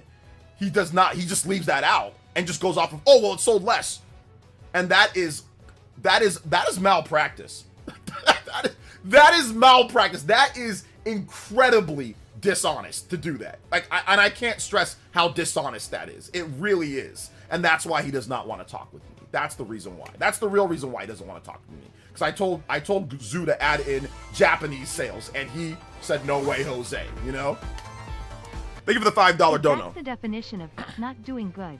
I would hate to see what happens when it does good, lol. I know, seriously. So, but to leave out that it's essentially sold out and any units they ship to Japan sells out, that is, once again, in terms of analyst and sales, that is malpractice. Like, any real analyst, any real sales or numbers person would immediately get laughed off the planet. If David Gibson or if Daniel Ahmed or even if Christopher Dring or even if myself, if I did that, you guys are all smarter than that. You guys would be like, OJ, what the hell are you talking about? You guys would be like, OJ, there's the lotteries in Japan. They're sold out all the time. I would have users telling me, OJ, I'm in Japan and I can't buy one like that. I would get called out instantly. But he's cultivated an audience of idiots, you know what I'm saying? Like, that are just willing to listen, you know? But any normal person, any normal real analyst, or any person that actually knows numbers, they'd get laughed off the face of the earth for saying that about the Japanese sales numbers with the Switch 2.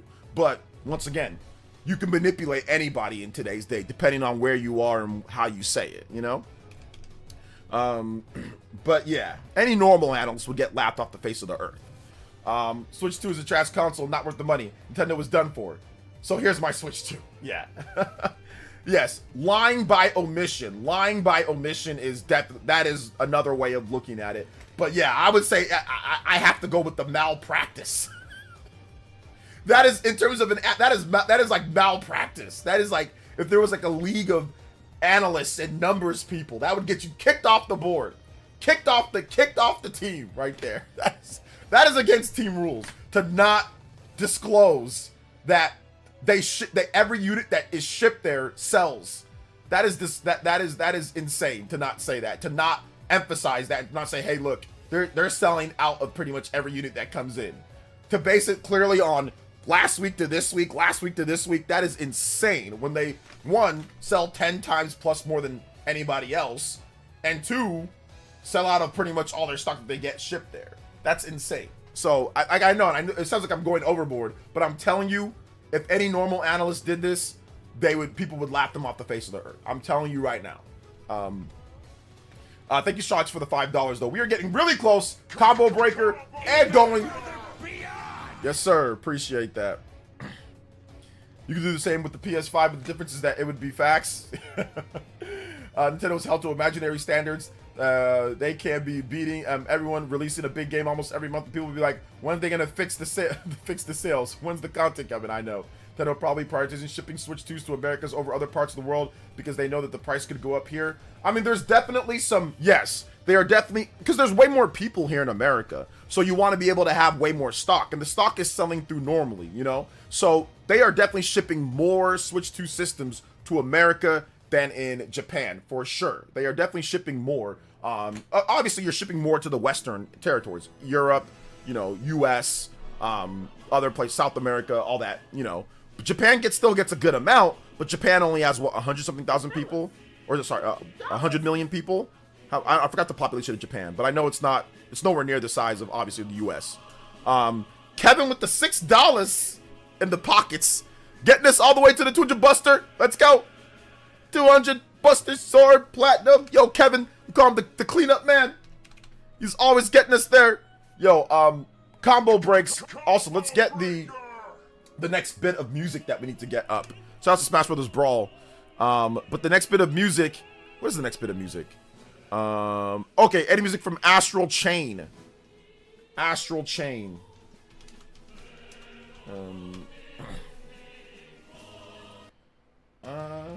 No, not Savior. No. Legion Assault. Let's go. Let's see here. And it's still not enough because I haven't seen. Okay, well, Orlando, where don't tell us exactly what city you're at. Just tell us the general, like area. What area where you haven't seen one yet at? Let me know about that. But yeah, I see Atomic Toaster, dude. I feel you on that one, man. Lying by omission, man. When is Smash 6? When is Smash 6? When is that?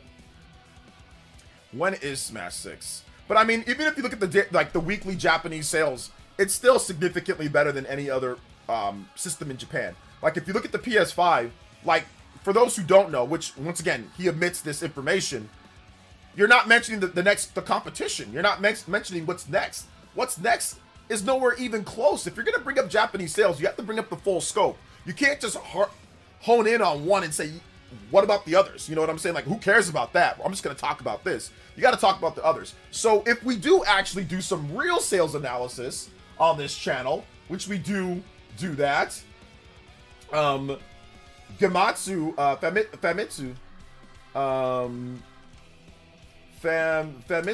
sales Gematsu. So if we go to the let's actually for real check out the Japanese sales. So if we really go to the Japanese sales overall, and we look at what's really happening, you can clearly see right here the Switch 2 sold the last week. They sold what, 90? This was 720. They sold what, 91,000, 92,000 units. The next closest system to that, 92,000 units, was the Switch 2, which is a really good number. The next closest was the Switch 1. The Switch 1 sold 14,000. So we're looking at what, 6-7 times more than that's the next closest system is the Switch 1. The next closest system after that is the PS5. The PS5 sold 6,900 units. That is more than 10 times more than 10 times, 15 times more, right? How is this not brought up in a sales discussion on Japan? You're not being honest if you are not bringing up how the Switch 2 is selling 15 times more than the competition. You're not being honest. You're just not being an honest person. You know? Overall, you're just not. You've got to bring that up. If you're talking about sales numbers, you got to bring that up. You know? Also, if you look at like the overall sales, right?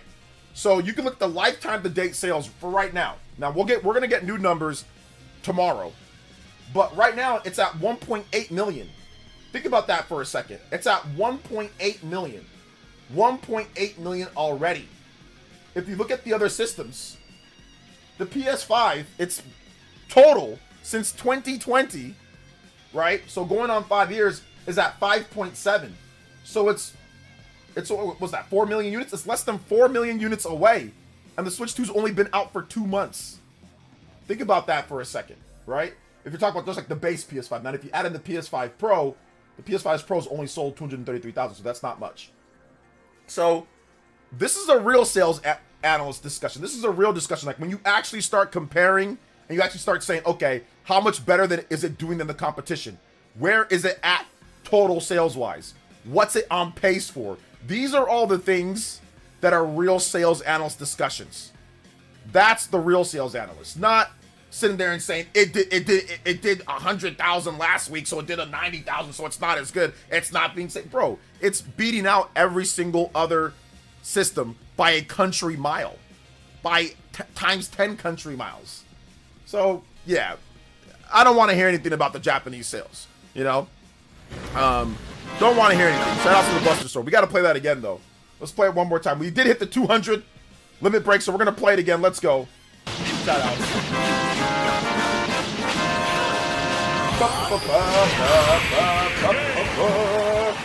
Thank you guys so much. Bonus 200 on the combo board. We are very, very, very, very, very going up to the, you guys know.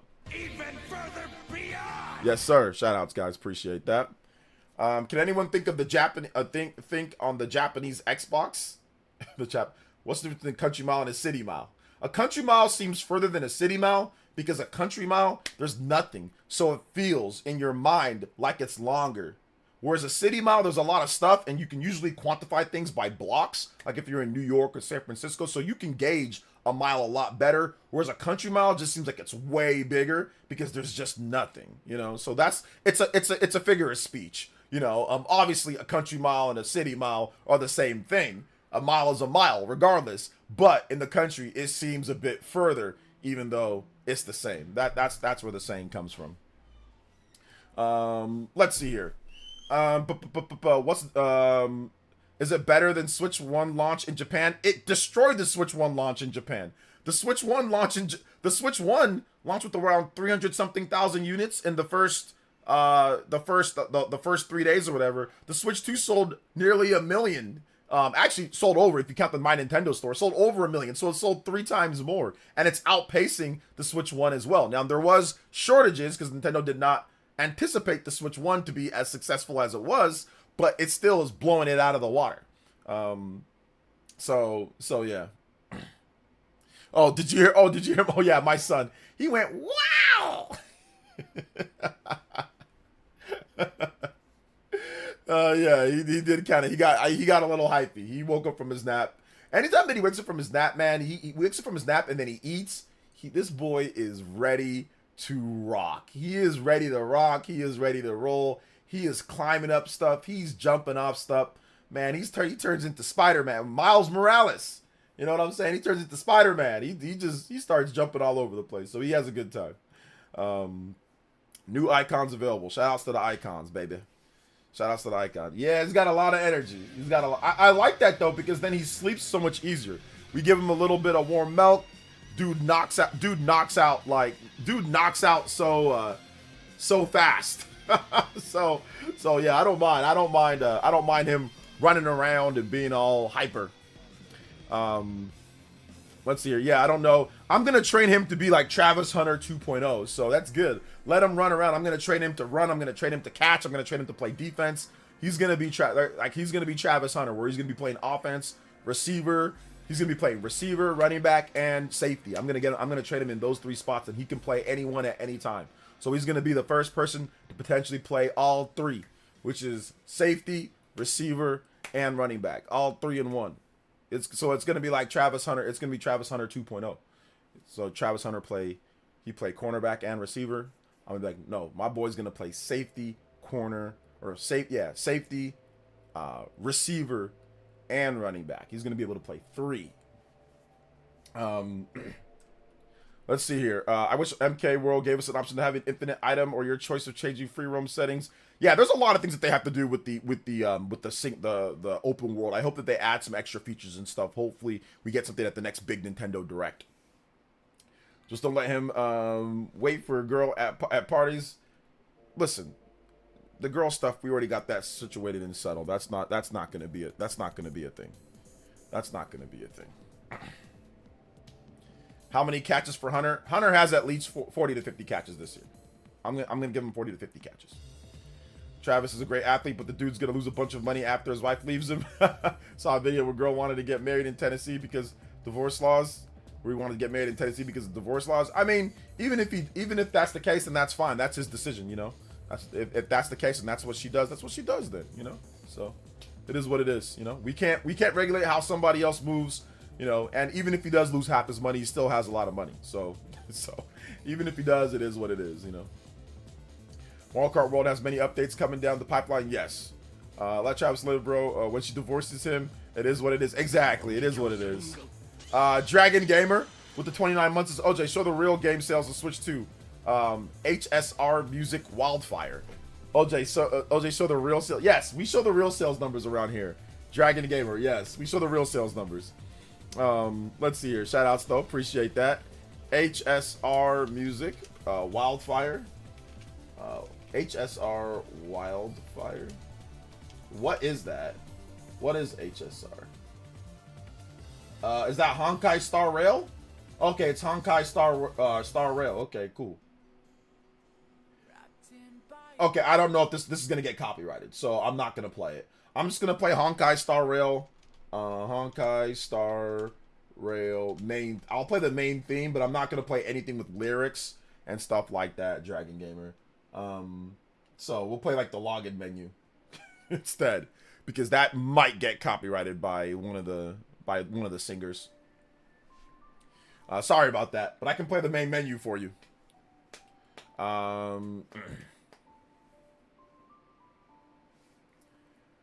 So yeah.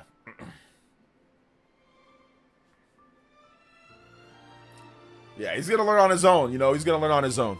Shout outs, though, guys. I appreciate it. 200 on the combo board. We are going. I don't know. It might be out of reach tonight. But at 2 times platinum and a half, maybe. Anyway, let's read this article from Xbox. This is from GameSpot. This is, I think this article is silly. I think it's kind of clickbait. But I'm going to read it for you guys. Xbox is increasingly unstable platform for anyone to invest in. Constantly shifting motivations and tumultuous overhauls have poisoned the well of Xbox's ecosystem. Xbox is going through an identity crisis, the most recent wave of layoffs at Microsoft, which cut about 9,000 jobs, including... let me link the article for you guys, too. Let me link the article. So, there's the article link. You guys check it out. 9,000 job cuts, including numerous positions at studios under the Xbox banner, suggest as much the cost-cutting measures are said to be in service of some realignment. Actually, hold up. Let me just copy this. Let me put this on my Chrome browser. Give me a second here, guys. And I'll let you guys see it too. So we can just roll from there. So we can just go from here and we will put it like this. All right, here we go.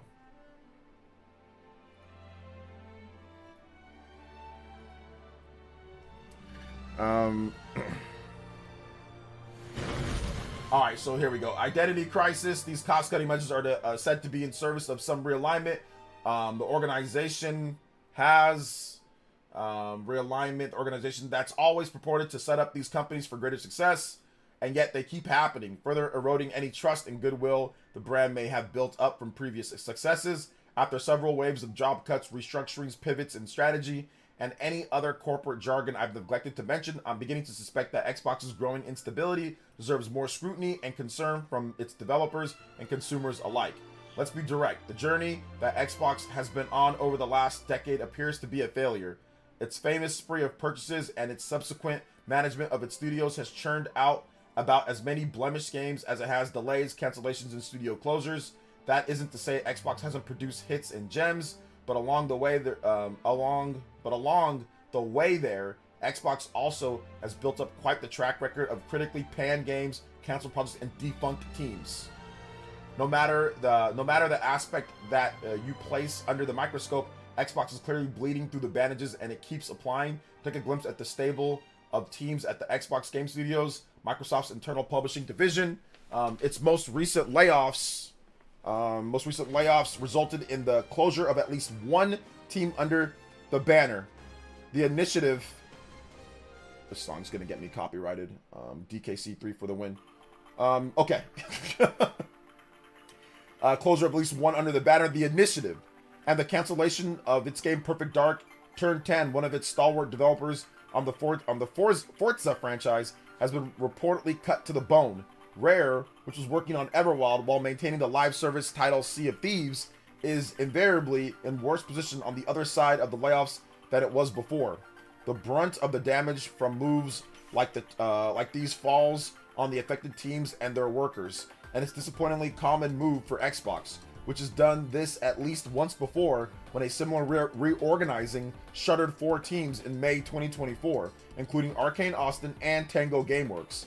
These closures came within a few short years of Microsoft's acquisition of Bethesda. Another layoff followed shortly after the completed purchase of Activision Blizzard, cutting several jobs across the team and leading to the cancellation of a survival game at Blizzard.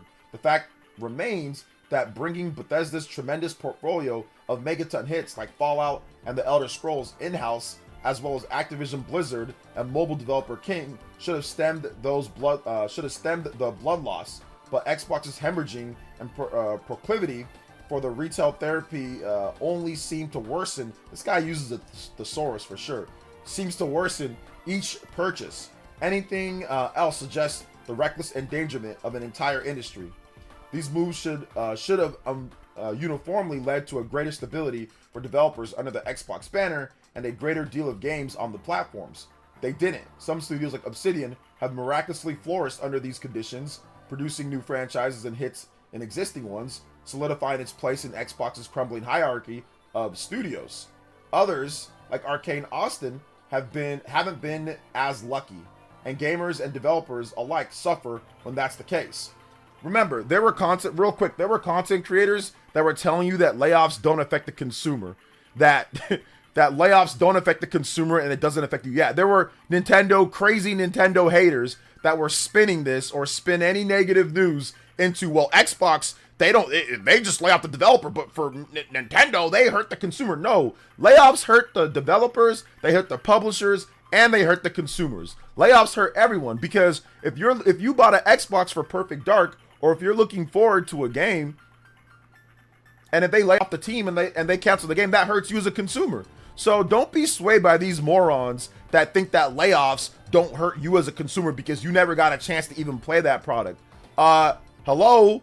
Games are what we do this for. We're doing this for games. And if a game gets canceled, or if a game if the team isn't there to be able to make the game and we get less because of it, that hurts us as a consumer. And it hurts the developers. And it hurts the trust that you have in their games because you advertised and marketed the original Xbox series with Perfect Dark. You advertised it in 2020. So don't like I said, that's why these busters out here making vids and doing things, they're not being honest with you guys. Be honest, you know? Let's see here. And gamers and developers alike suffer when that's the case. If everyone's going through it, who exactly is benefiting from Xbox's continued vision or lack thereof? The motivation behind many of these purchases is obvious one: Game Pass. Since its launch in 2017, the subscription service has been Xbox's biggest talking point, and as the years have passed, it has grown into the single biggest driver for engagement with the gaming division. Following the Xbox One's opening fumbles and hurdles, Microsoft devised a silver bullet that could rebuild its ecosystem and assure its biggest and smallest games had an audience. The service has even paid for the development of independent and third-party titles, making it a lifeline to some. But Game Pass has been a pain to grow despite its occasional surges, and its continued upkeep remains costly despite Xbox's claims that the service is profitable, with some major caveats. As a result, Xbox has even transformed Game Pass for the worse, introducing tiers that sell greater benefits for higher paying subscribers, all while stripping access to portions of the expansive game library from members at the lowest levels. This move is a sharp reversal of Game Pass's earliest promises to connect gamers to the breadth of the console's titles. What once was often touted as the best deal in gaming has now become so diluted that it is now more anti-consumer than its original incarnation. Another line crossed. This line right here will get you thrown off board for mutiny, like at Windows Central or at Xbox channels. Oh my God, I want to hear the Xbox 2 podcast. I want to hear what they have to say about this line right here. It's the the anti-consumer. What? Microsoft? Anti-consumer? No way, man. We only know there's only one company who's anti-consumer. We already know that. There's only one of the big three, right? I don't need to say it though, right? That will get you thrown off board on any Xbox podcast if you say something like that. I want to hear what the Xbox guys have to say about that comment, you know, because I don't know if they're going to agree with that. But like I said, is this kind of clickbaity? It is, but the guy is actually, here's the thing that I'll say about this article. This isn't based on emotions or feelings a lot. I mean, some of it is, obviously, but it's based off, he's actually touting facts. He's actually putting up facts in terms of things. Now, once again, you don't have to agree that it's anti-consumer and all that, but he is going over the facts, the numbers, and the actual, you know, data that we got. So in terms of what happened, like factually stuff that happened. Now, once again, you can agree or disagree on the severity of that, but at least he is going over what actually happened. Not, I feel terrible because these are anti-consumer because they raised the price or something. He's actually saying, hey, look, X, Y, and Z happened, so this is happening, you know? So I do like that. But once again, it's subjective in terms of how bad one case is or another, right? Let's see here. Next up is, and though Game Pass funds the development of a number of projects, and still does, many developers have spoken up about how Game Pass has actually hurt their teams and titles. Mike Rose of the indie publisher No More Robots has been pretty open in the past about how Game Pass can assure a huge launch audience, which is great for teams struggling to find players, but also noted how the team's games would see little change in sales after being on the service. Instead, it typically got spikes just as it was entering the subscription service. Raphael Colantonio, founder of Arcane and later Wolfeye Studios, has become one of the service's biggest critics, recently opining that it is an unstable model that has been increasingly damaging the industry for a decade, subsidized by Microsoft's infinite money. An isolated incident would be one thing, but grievances like Colantonio's have continually cropped up over the years, even if there are other stories that cite Game Pass as instrumental to a game's success. So it's like a yin and yang type of thing, right? The evidence points to a concerning trend in the Xbox camp that doesn't appear to be going anywhere, and the more it's left as is, the more likely it seems that developers will have to make tough decisions about the futures in Microsoft's ecosystem. Of course, it's hard to prove either side is wrong or right due to the fact that Microsoft obscures any numbers that could illuminate or disprove these arguments. Numbers that Bloomberg's Jason Schreier refers to as squishy metrics, subject to the whims of dark accounting wizardry. This means that teams looking for a publishing deal with Xbox simply need to take the company at its word when evaluating whether Game Pass is the right move for the game and their business. But what good is that word with the uncertainty that has persistently hung over Xbox's motivations and decisions for much of the last decade? Is it worth it to take the opportunity and fund the game if the near future of your team continues to hang in the balance? Doesn't Xbox owe it to developers more than just false promises of stability once they join the Game Pass service, considering how impactfully it can hurt a team's bottom line? Doesn't it owe the same kind of dependability to its subscribers? Now, this is all just kind of like conjecture, mixture, it's like whatever on this part. I feel answering these questions requires more foresight than I've observed from the brand. After all, this is the gaming giant that settled on the multimedia heavy approach to the Xbox One that crippled the console out of the gate, and then took away Xbox's users' ability to purchase and own digital movies and TV shows recently. Okay, nobody cares about that. But okay, I get the first part, but nobody cares about the other part. It's also the company that settled on and everything is an Xbox marketing campaign that de-emphasized the system itself after giving up so much ground to its contemporaries. The campaign...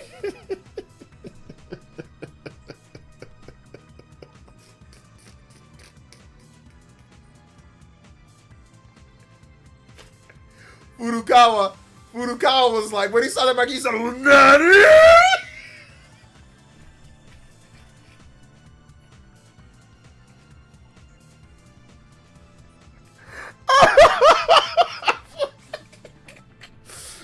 How do you say Switch 2 ain't an Xbox in Japanese? How do you say that? Furukawa was like, no.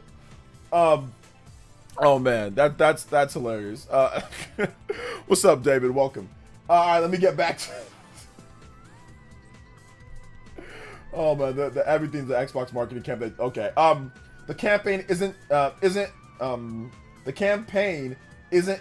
an affront itself, but when paired with the worsening Game Pass service, which is how the company can afford to turn smart TVs, Amazon Fire Sticks, and even your PC into an Xbox, the rottenness of the tactic becomes more apparent. Xbox's direction seems to pivot with the wind, and it means that the consumers who buy into the products, as well as the engineers who make them, and the developers, and then that work to give them value, constantly feel like they're sold up the river for the next big thing that the company does. I don't feel answers are coming anytime soon. If the latest layoffs are any indication, Xbox's path forward is set in stone, and whatever may come of it has already been deemed worthy of the sacrifice it took to be realized. Sacrifice it took to be realized. As Christopher Dring of the game business succinctly puts it, the Xbox we knew is dead, and with it is any semblance of faith this industry and culture can muster for it. Bit dramatic at the end there, but comments, load 60 comments. Unlike PlayStation and Nintendo, Xbox has never done me wrong, and I will continue to support it until I can no longer play video games. Trooper says, good article, GameSpot, keep it up. if Xbox could talk more about their long-term goals and their milestones to meet them, maybe the people who feel that way would become more confident about Xbox. I would like if Xbox would share more about their plans than they already have in a clear and direct way, like a Nintendo Direct. It feels like there are a lot of rumors out there about Xbox because of that it seems like people don't seem to be sure what Xbox will do next. It would be nice for MS to nail that down, clear the air so the rumors will stop, so people will know exactly what will happen next and have a clear picture of the future. They try to do that, but people just ends up not working for them. So for me, at least, I think that the major issue with Microsoft that I see at least is that they don't, I mean, I know people say exclusives don't matter anymore, but the exclusive situation is a problem. I think that the exclusive situation is definitely a problem overall, for me at least. I think that's a problem. I think that probably, I don't know if the Xbox Series S was a problem, but if they really just went behind one system and went with that, I think that probably would have been a better move for them. Just one unit. But yeah, you know, it is what it is, man. Like, but to me, I think that exclusives are still important. I think that Microsoft dropped the ball on that, and you know, the Starfield delay, the situation with that, you know, so yeah, I think that's the problem for me at least. Let's see here. Where's your suit? LOL. I don't wear this suit. I don't wear this suit on normal streams, man. I don't wear the suit on mortal streams. Welcome though, Mecha Ridley. Welcome. Is that Mecha Ridley? I think it's something like that. Something Ridley. What's up, OJ? Just wanted to say the moment I saw you with the suit yesterday, I knew it was over for him. Well, over. I mean, listen, guys. I was truthful and I was honest. I literally, the reason why I wore the suit, for those who were coming in new and didn't want to talk about that, the reason why I wore the suit was so you guys can know my intentions. I wanted to look good. I wanted to present myself well for people who obviously don't like me. Some people there probably don't like me. And I wanted it to be honest. That's why I was on cam. I mean, I could have went off cam, right? Like, he obviously wasn't on cam. You know, Zoo wasn't on cam, which they don't have to be. And it doesn't mean that you can't be honest if you're not. But I mean, I took a lot of communication courses, and, you know, when they see your face and they see that you're being honest about things, like, for example, like, there was one part with the whole, you know, you spoke about my girlfriend, or you spoke about my wife.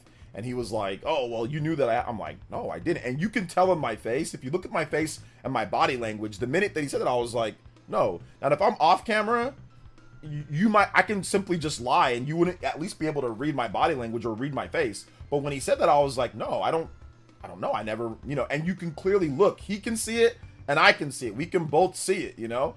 So it's more likely to believe someone. So I wanted to make sure that I was, you know, that I was being presentable and honest, and that it was transparent. So I don't have to deal with this anymore. I'm done with it, you know? So that's the last, that's it. I'm done. There ain't no more. No matter what is said, everything's good on my end. I'm moving on. So there you go. Let's see here. Yeah, I don't think it was even a debate, man. I don't think it was even a debate. So yeah. Did your wife like your suit? Respectfully, she picked the suit out, Gaming Mariner. She picked the suit out. I mean, I had a couple different suits to pick from. I had a blue suit that looked really good. I had the white and she told me to go classic. She said, hey, look, nothing better than just the classic black, you know, black with white with the blue, you know, classic black, white, and blue. So I did have like a blue suit that I can go with, like, with a blue and white shirt and, like, you know, something a little bit like a gray tie, like a silver tie-ish that I could have went with. But my wife told me that was the suit to go with. So she helped me pick out the one to go with. I was leaning towards the black suit, but she solidified it for me. So this felt like a therapy session. The stream that we had before, or which one? Yo, what's up? Oh, Zombie Tech, you gotta go. All right, take it easy, Zombie Tech. They had exclusives, but those guys don't buy anything. I mean, they had exclusives, but I think it took a little bit long, Nick, to get to the exclusives. Like, remember, like Starfield, they delayed that for a year. Redfall, that was a bust, and I think that's where they really lost people. I think that if Redfall and Starfield were really good and came out when they were supposed to come out in 2022, I think Microsoft could have sold a lot more Xbox Series systems. But people were giving them, like, hey, look, it's been 2 years now. Like, what's going on here? Like, it's been a year. Like, you need to pick it up. And I think they dropped. I think that's when they lost the console war, or any chance of really selling hardware at a high clip, was when they delayed Starfield and they delayed Redfall. That was it. I'm like, you have no exclusive, you have no games. They had no first-party games in I think it was 2020, 2022? 2022, they had no first-party, like no releases. That is unforgivable. That is a killer. If Sony, Nintendo, if anybody, you cannot have zero exclusives released for the year. And I remember that. Definitively I remember that. They had zero exclusives when they were still doing exclusives. Not like they said, oh, we're doing multi-platform. That was still their exclusive plan. That to me killed any moment. I was like, yeah, I said it was over after that. I was like, this is over. You can't go a whole year when you're already behind the 8 ball, right? You're already behind PlayStation because Sony always has a built-in, probably built-in 90 million install base. Like Sony's probably gonna always sell 90 million. There's gonna be 90 million people that say, I want this. Almost every single time, at the bare minimum, 90 million. Sony, I mean, when it comes to their home console, Sony's never sold under 90 million with their home consoles, with a normal main home console, not some of their side stuff. They've never sold under 90 million. So you have to assume that they have a built-in install base of 90 million because that's what they've been getting normally. It's the same thing that I use when I talk about Nintendo. Nintendo has a built-in install base in terms of total sales that they could potentially sell of about 90 million. You take them at their worst and say, what do they do at their worst? Nintendo at their worst is 3DS and Wii U. That's about 90 million at their worst. Selling at their worst when it comes to portable and the home console. Wii U, by far the worst selling main home console. 3DS, not by far, but the worst selling main portable. It's underneath the GBA. GBA was sold for 4 years and they ditched it for the DS, okay? So 3DS was on sale for a decade. So in comparison, the GBA, even though it's only about 4 or 5 million units ahead of it or so, 5-6 million units, it actually legitimately destroyed it. Although it was way cheaper. The 3DS was more expensive. Than the GBA was $99. It was $100, and then it even got cheaper than that. But still, it destroyed it in terms of just overall the rate of sales. So you got to go at the lowest and then assume that's what it's going to be.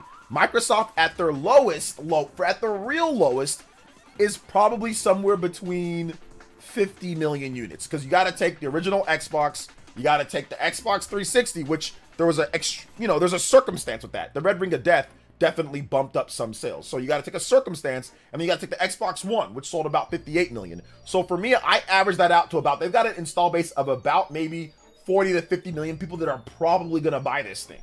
Okay?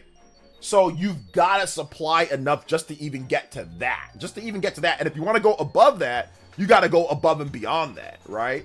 You got to go beyond that if you want to get your minimum install base. And they're lurking right around their minimum, which is about 40 million. They're at like 30 something million right now. So when it's all said and done, maybe they'll end up around 40 million. But it's right around what they would be at, right? If you look at their lowest to their peak, you average it out. And that's how I get my console, sales numbers. You look at their lowest, you look at their peak, you look at how consistent they are with that, and then you pick a number that seems safe. That's what I do, So yeah.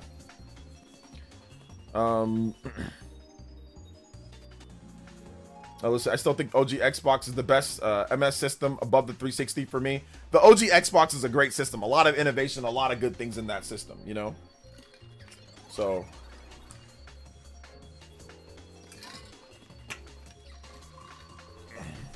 the Wii U still has more exclusives than the Xbox. Yeah, the Wii U actually had a lot of exclusives because Nintendo just does exclusives, so they had a lot. But what's the trend line for Xbox? I told you, here's the trend line for Xbox. It's all over the place. So you got to do an average. So the lowest that they've had is 23, 24 million, the original Xbox. Their peak is like 80 something, 88 million, 87 million. That's their peak with 360. Now their average when they blundered out of the gate, but still ended up recovering a little bit, was the Xbox One at 58 million, almost 60. So you look at 25, let's just say 25 million, 88 million, but circumstance, right? Red Ring of Death, circumstance. So you got to maybe cut a little bit off of that. So maybe that peak is about 70 million. Average that out with the Xbox One, which is about 58 million. You're looking at around a 40 to 50 million average. That's what it is. You look at your peak at their best, they can do 70, 80 million. You look at their worst, 20 million. You look at their mid, 58, 60 million. Their average is about 40 to 50 million. That's what you can maybe guarantee on if you're doing just baseline okay. That's probably what they're like I'm gonna buy this system is gonna be, you know?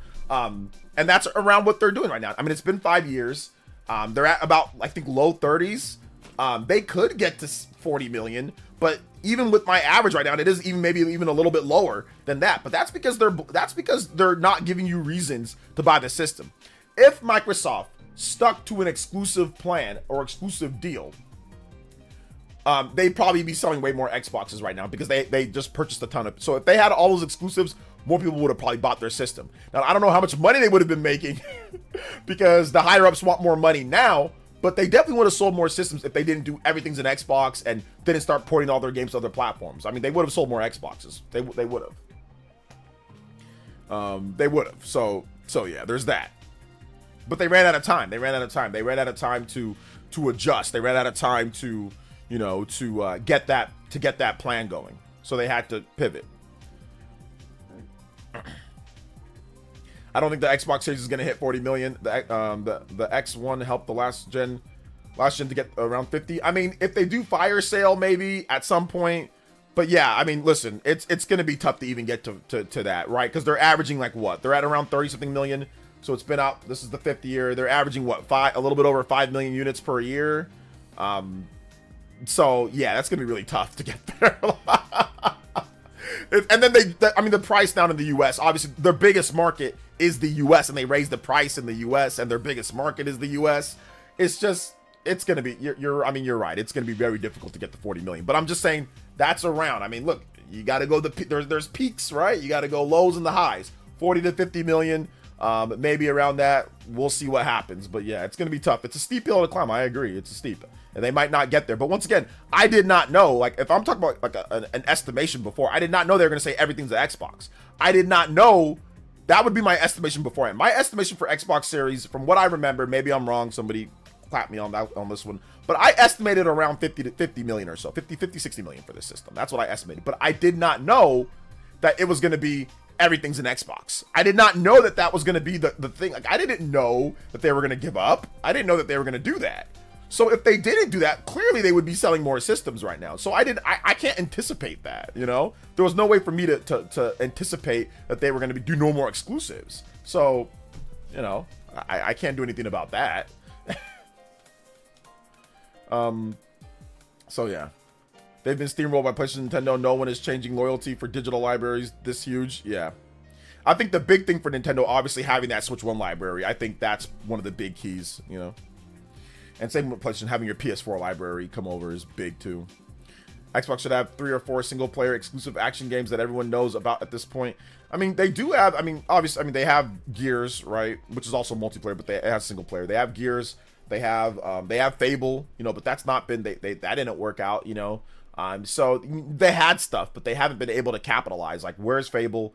Gears has been off kilter, you know, for a while now.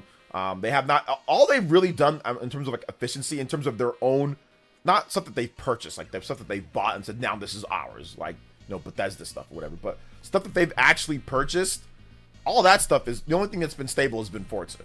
That's the only thing. They have Halo, but Halo Infinite, it's good now, but you needed it to be as good when it first launched. You know what I'm saying? Like, you needed it to be that because you already delayed the game by a year, and there was a lot of controversy with it. So yeah. Fable keeps getting delayed, yeah. Hey, what's up, Ayo Trill? Welcome to the stream. How you doing today? Big love. Welcome. Shout outs, guys. Fable must have got scrapped a long time ago. I mean, it's still in development. It's still, the insiders have said that it's not scrapped yet, so it's still in development. It's still a thing, but we'll see how that works out later. You know, we'll see how that works later with that game, with Fable in particular, you know? So, yeah. Xbox was dumped to no capitalize when Banjo came to Smash with the new game, at least the remake. Yeah, I think you meant dumb. Yeah, I think that was definitely a mistake to not have a new game, you know, or at least like like a high-end remaster or something like for Banjo. Like, I mean, you knew it was coming. They picked all the characters back in 2018 or 2017. So you knew it was coming. Banjo came out in what? When was Banjo released? 2021 or 2022? That was plenty of time to get a remaster of Banjo ready to go and launch that baby, you know, on Switch and on Xbox. That was plenty, or even maybe time exclusive. I don't know. Do whatever you need to do, but that was a lot. There was a lot of time, and they did not capitalize on that. I agree on that take too. Let's see. Do you think Fable will actually release despite all these delays? At this point, I don't know, man. I don't know if Fable's gonna. I actually don't know if it will or not at this point. I'm hoping it will, but after Perfect Dark, after they, I mean, the initiative shutdown is insane, right? That is insane. Imagine buying a studio from the ground up, saying, yeah, we're gonna make holistic, you know, big games. We're gonna give you Perfect Dark. We're gonna do all this, hiring all of this talent, and then shutting it down, like, you know, gone like a fart in the wind, bro. Like, just gone. Like, that just seems to me an impossible thing. It's almost as bad as it's just as bad or almost as bad as at least Concord released, though. But it's almost it's equivalent to a Concord, you know. But that Firewalk studio, or whatever that studio was, whatever their name was, they were a studio before Sony bought them. Before Sony really bought them, they were a studio, so they had something going. So it's not quite as bad. The initiative was like, okay, we are going to make a first-party Microsoft studio. Like, this is it. Exclusive first-party to make big quadruple A games. Oh, by the way, we're shutting you down. 5 years later, we're shutting you down. Like, that's insane. That's insane, man. That is an insane thing to do. So yeah. Yeah, I'm not even confident Fable will even release anymore. Yeah, I'm not super confident. I'm like 50-50 now. Sweet. So yeah, do you have any idea Madden isn't crossplay? Do you have any idea why Madden isn't crossplay? Madden is it just no crossplay for the Switch version, or no crossplay for any version of the game? But where was the game? That's what I'm saying. That's why it might be worse than Concord. I think it might be worse than Concord, because at least Concord released. Yeah, I mean, obviously it got scrapped and Sony's scrubbed any trace of the game, but at least it released. At least something came out.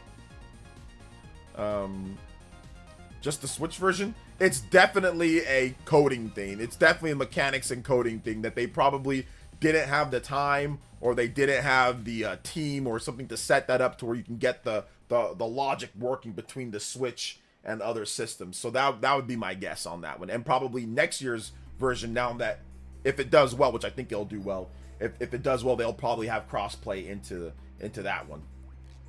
So that's what I'm guessing. Let's see here. NFL re-release NFL 2K5, and I'll buy that at instant. You can play 2K5 with updated rosters and all of that. If you look it up, like PC stuff, they still have that game going. You can go onto leagues and servers. There is a big community, and yeah, and nobody really shuts it down or anything. So if you really want to play NFL 2K5, I highly recommend checking out the PC emulated release of it, where you can play it. You can play it with updated rosters. You can play it with everything. It's actually really nice. So if you're into NFL 2K5, check that out. It's really good. Cool. Yeah, it's really easy. Just look up, download NFL 2K5, like, you know, new season. They have I think they put Cam Ward on the cover of NFL 2K5. So yeah, he's the rookie. He's the Titans rookie quarterback this year. So yeah, they got a whole new roster updates and everything all ready to go. So if you want to play that, you can play it. Let's see here. Hey, I just want to say, FC26 beta graphically looks the same as FC25. I mean, yeah, that's what they do. I mean, it's the same game every year. So, no, Firewalk is worse, because one thing to build a studio and find out it didn't work, than to buy a studio based on what they saw the project was and then realize the project wasn't good and close it. I mean, I guess it's subjective, right? Which one's worse or not? To me, at least a product that released is better than no product at all. Even if the product ends up not being good, I will give them credit for actually releasing something. But to make this studio and to release nothing, to me, that might be a little bit worse. That might be a little bit worse to me, at least. At least Concord released. You know, like I said, this is Dookie and Dookie 2. It's Duke and Dookies. You know what I'm saying? Like it's not like it's any clear answer, but I'll take the product that at least released. You know, at least it came out. Yeah, exactly. We used to judge at least we got to judge the product ourselves and say this is trash. There is no product for us to judge with Perfect Dark outside of that fake gameplay trailer that they put. had RGT say, look, see, I just told you guys. And I was like, I guess. I don't know. Let's see here. Marathon DOA too. A lot of live service L's for Sony. I agree. Yeah, he was hyped. I mean, listen, I saw the gameplay, and as an editor and as someone who's watching, like, I get it though. There's a lot of people who felt the same way, so it's not even like a knock on him, you know. I understand why he felt the way that he felt, you know. I get it, like, but the problem to me were the cuts. The cuts didn't look natural. The cuts looked weird. That's not how games play. Games don't play like that. Like, even trailers that show different aspects of a game, there's just something that looks off. Like, look, we can take a look at it. Like, if you guys want to see what I'm saying, like, Perfect Dark, like, let's just take a look at this. We'll do Perfect Dark gameplay trailer. Perfect Dark gameplay. So Perfect Dark gameplay. We'll take a look at that, right? Look at this very carefully, okay? I want you guys to look at this very, very, very carefully. Look at this. Look at this gameplay. Not cinematics. I'm not going to poison your mind with cinematics. Don't look at this. Now look at this very carefully. Look at this very carefully. Cut. Weird. Okay. Weird cut. There was no reason to cut it like that. There was no reason. Like, look, this is the weirdest cut. Look at this. And I'm an editor. Why? Just walk down the hall and go across. Why are you cutting it right there? That to me was the first thing. Like, listen, and I don't want to say these things because I know people get upset when I, like, you know, when you bring, like, when you're trying to, like, they think that you're hating on a game. But that is a really weird cut for a gameplay trailer. Look. Weird cut. Okay. Another weird cut. There's two cuts? Three separate scenes just walk to where you're gonna go. If you need to walk somewhere, just show you walking somewhere. You know? Why are you cutting it up in terms of, oh, now we see here, oh, now we see here, oh, now we see here? Why are you spazzing, like, Shatnering it for no reason? Local forces are also tracking his whereabouts. You need to find him before they do. I'll have to improvise. It's like, there, once again, another cut. Generating voice print.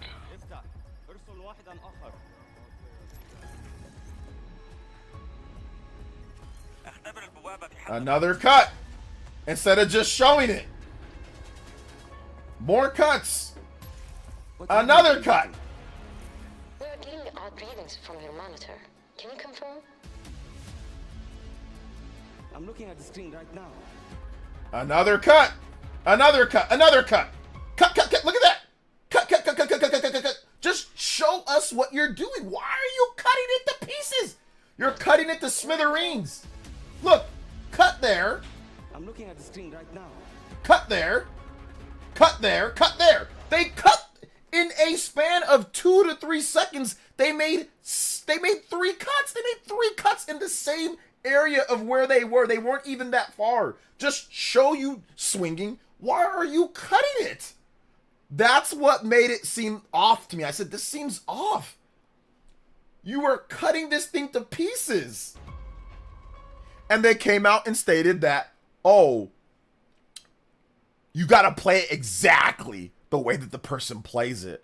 Otherwise, it doesn't work. It's like, yeah, is that why because it broke several times when the person didn't play it the way that you wanted them to play it? That's the reason why it got cut 5,000 times, because the person didn't play it the way that you need to play it. Otherwise, it crashed to smithereens because it wasn't a real, actual demo of the game, you know? Our intel places Carrington Another cut for no reason.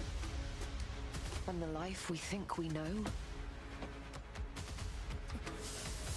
turns out to be a lie. That was a good gameplay, like, that was a good gameplay stretch. I do like that. This is a good game, but they cut it. But that was a good gameplay stretch. I'm going in blind. More cuts. Carrington! Damn it! Analyze. What Another are we cut. looking at here? Another cut. It appears to be targeting a research facility. If he attacks, Another cut. the casualties could be astronomical. Another cut. Agent Stark, it's a pleasure to meet you. I could use someone with your skills.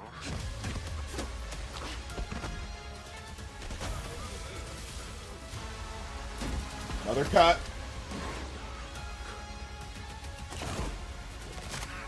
Another cut. Another cut. Right in between the gameplay. Another more cut. Just, you guys get what I'm saying, right? You guys see what I'm saying with this, right? Now, if you watch like a real gameplay trailer, so let's just go to, let's go to, what would be a good example with this? Let's just go to, how about we do Bloodborne? Bloodborne, or Elden Ring gameplay trailer. How about that? Elden Ring gameplay trailer. Let's go to Elden Ring gameplay trailer. I don't know if this has actual gameplay in there, but let's see if it actually has it. Okay. You can see that it's a dynamic camera, but look at the cuts in comparison. Look at how they're showing the world. Look at how they're showing everything. The cuts just seem way more natural. You can see that they're just moving the camera. Even that right there. They're cutting too, but it looks way more natural. They're just slow-moing and they're just showing the gameplay. See how, and the fade? All they're using is a dynamic camera, but it just looks like this is the actual gameplay. This is the battle, and when you play the game, it looked like that. Will die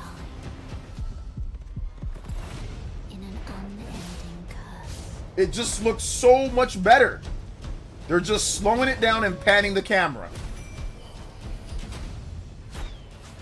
Nobody questioned this at all, you know? Nobody questioned it.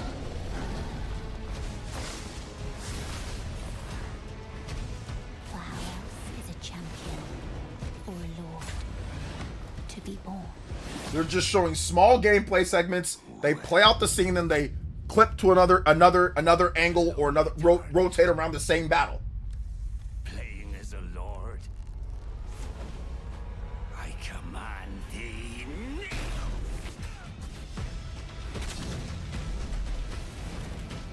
Lots of gameplay where they just slow it down.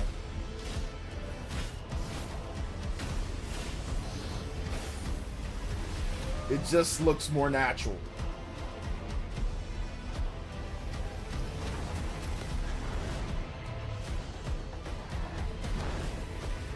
Brandish the Elden Ring.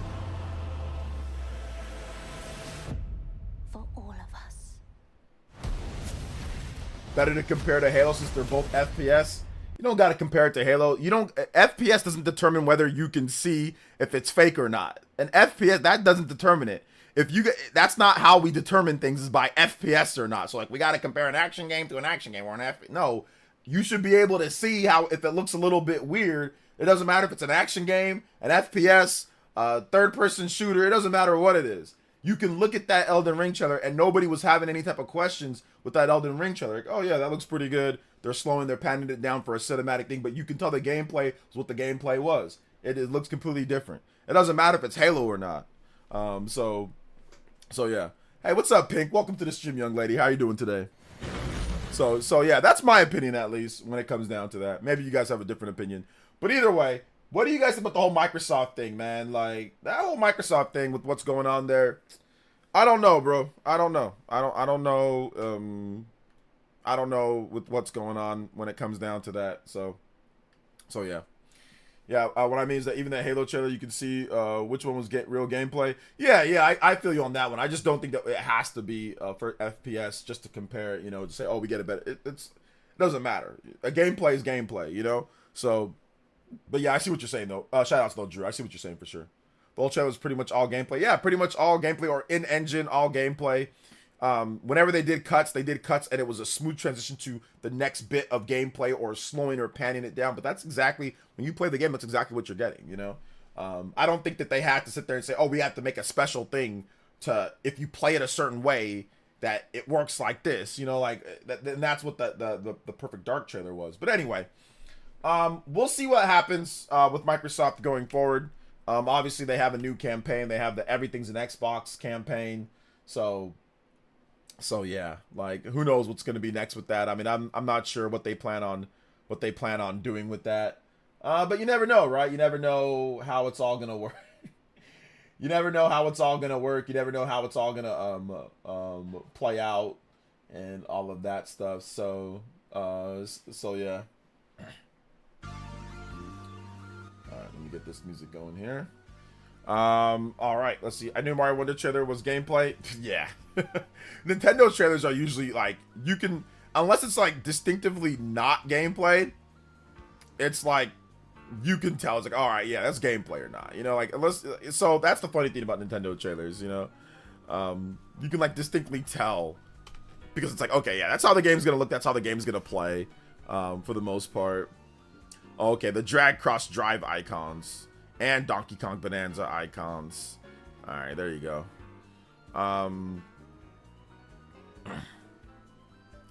All right, so if you guys have, let's see here. If you guys have any questions, comments, discussions, suggestions, let me know in the comment section. All right, guys, let me know in the comment section.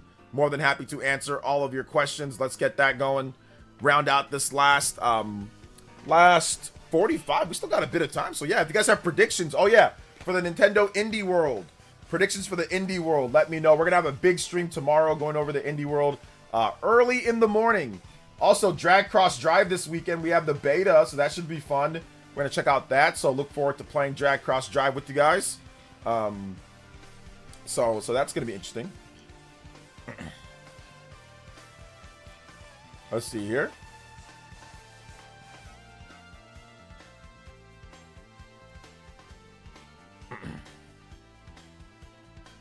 Nintendo heavily focused on gameplay, so you already know. Yeah, the king of watching the announcements tomorrow. The king is watching the announcements tomorrow. All right, there you go. You got my predictions on the card. Indie game. I'm totally winning this with this week on. Listen, you've put together a compilation of games that is going to be very, very, very, very, very, very, very hard to beat. I agree. It is going to be very hard to beat that compilation of indie games. My boy agrees with you too, by the way. So yeah. Is Drag Cross Drive demo tonight? No, the Drag Cross Drive demo, I think it's the 9th. So I think it starts on Friday or the 8th. It starts on the 8th, Friday. So yeah. Boom, boom. Boom. Boom, boom, boom, boom, boom, boom, boom, boom, boom, boom, boom, boom, boom, boom, boom, boom. I love this track, man. Shout out to Juice Man Bond, man. He put me on this track. Man. All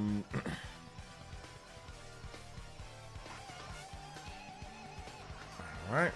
Any interest in checking out Beyblade X1 on the Nintendo Switch? It looks like fun for online cop play. Nah, I'm definitely not. I don't even know what the hell that is. I'm not checking that out. It's like that where they spin those things, right? Yeah, I'm good. Wonder how Elliot will compare to Alundria. Elliot, I haven't played all the way through that game, but Elliot is looking very, very good. I'm excited for Elliot. OJ, you picking up the new Pac-Man Metroidvania? Okay, that's the Pac-Man, what's that game called? Shadow Labyrinth? I'll pick it up when it's on sale. Listen, I don't think I'll have a space to download anything because of Apex. I think you might need to get a, what's it called? You might need to get a micro SD express card, probably. Hey, what's up? Is it Avalon? Avalon, what's up, man? Welcome. Just finished the demo. Very excited for Elliot. Yes, I'm very excited for Elliot. I think it's going to be a very good game. Very good game.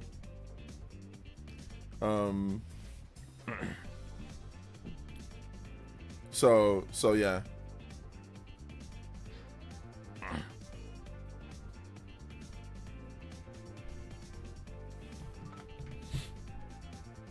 Let's see here.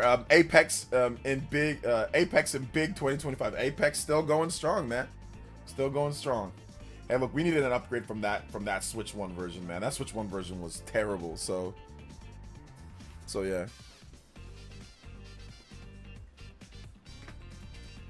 Alonja is more Zelda than Elliot, which is more ease like. I think yeah, Elliot is. I think it's a good mix between ease and Zelda.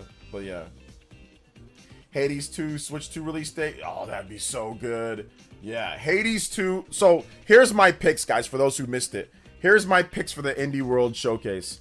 Hades 2, Yuka Replay, Enter the Gungeon 2, Kenna Bridge of Spirits. If those 4 games are there, I think no matter what other cat simulators and little beat bop, boop bop games that they showed, I think people are going to be happy. Or even if 2 of those games. Give me 2 of those games at that show, and I think it's going to end up being a good show. Nintendo gave us 2 days ahead of time, so that's, I mean, are they anticipating that this is going to be a show that people are excited for? Like, a lot? I mean, so we'll see. I don't know. I don't know. I probably not. I'm not going to hype you guys up for it, so, but yeah, I think it's going to be interesting. Zach said Hades 2 won't be in tomorrow's. He said Hades 2 won't be there either? Oh man, so that already knocks off 1. So no Silk Song, no Hades 2. So yeah, so Zach might know the whole show. So yeah. Is Rampage Jackson related to Michael Jackson? No.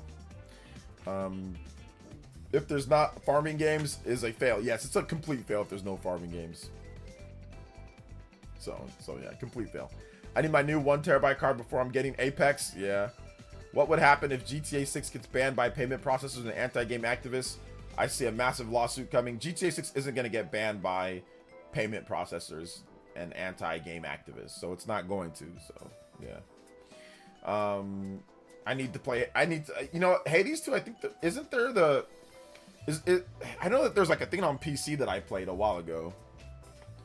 Let's see. I'd love to see Slime Rancher 2 there. Oh yeah, that'd be nice. Yeah. This is why I didn't do a real card that came out of left field. I know, dude. So, Hades 2 is not there. Fine. So, if Kenna Bridge of Spirits is there, if Enter the Gungeon 2 is there, and if Yuka Replay is there, I think that's going to be an okay show. But something tells me that none of those games are going to be there, or only like one of those games are going to be there. I think that if Kenna's there, I think Kenna would be good enough for many people. So I think Kenna would be good. So Kenna would be great if it was. I think I'd be happy with that. So yeah.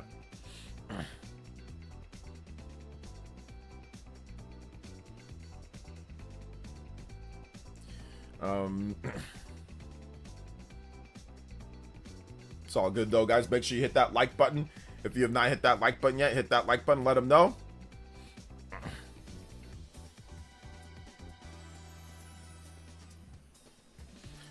Hey, what's up, Minato Mario? Welcome.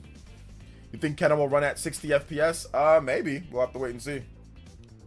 How does it run on the PS? Isn't it on PS4? How does it run on PS4? Kenna's a good game. I enjoyed it. I have the game on PS5, but I stopped playing it. Y'all need to play Discounty Supermarket Sim. Okay. What about Stray being there? Didn't Stray already release for the Switch 1? Didn't they already release that game? It's on Switch 1. I know they don't have a dev kit, but would Expedition fall under indie game? No, it wouldn't fall under indie game, and we don't know if they have a dev kit or not. I don't know why some of you guys so many people are saying that you guys are guessing who has dev kits or these person. Who has a dev kit or not is not public knowledge. That is not public. So I don't know why there's so many people talking about this person has a dev kit. This person doesn't have a dev kit. Nobody knows who does and doesn't have a dev kit unless you've actually talked to the studio, unless they came out and stated it. So we need to stop with the whole dev kit situation, man. Like, we don't know who has one or who doesn't. It's NDA'd if you have a dev kit or not. Like, you can't just be out there saying, we have one, we have this, we have that. Like, so I think we need to stop with that. Because we're out here making up stuff. Like, we don't know if they have a dev kit or not. There's nothing that says that we don't know. They never came out and said that they don't have one. So let's not do that. Let's not just make up stuff, guys. Come on now. Into the Breach 2 will be indie game GOAT announcement. Oh, that'd be nice. I like that. How would you feel about new Wario Land on Switch 2, or would you like to see that franchise go 3D? I mean, they can do 2D and 3D for Wario, right? They had Wario World or whatever, so either one's fine. Whatever they decide to do.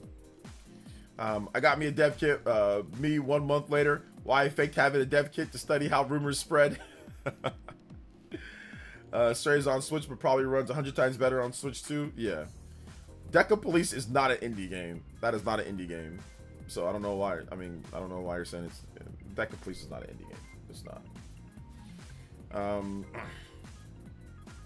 Is in the news, so everybody's just repeating it. It is not in the news that they don't have a dev kit. I have not heard anything about that.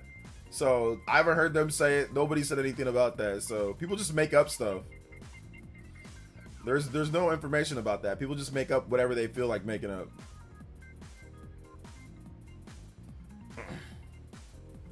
Let's see, bro. I'm so tired of people hating when I post anything about good experience I'm having with Nintendo game, calling me shill, and I don't own my games. They are on Steam. They are on Steam, ironically. Don't worry about those people. They're just upset that, I don't know. They're just upset that you're having a good time, or they're just angry. I don't know. There's a lot of angry people in this world. Not a lot of people who want to see other people have fun with things, you know. So that's great. So yeah.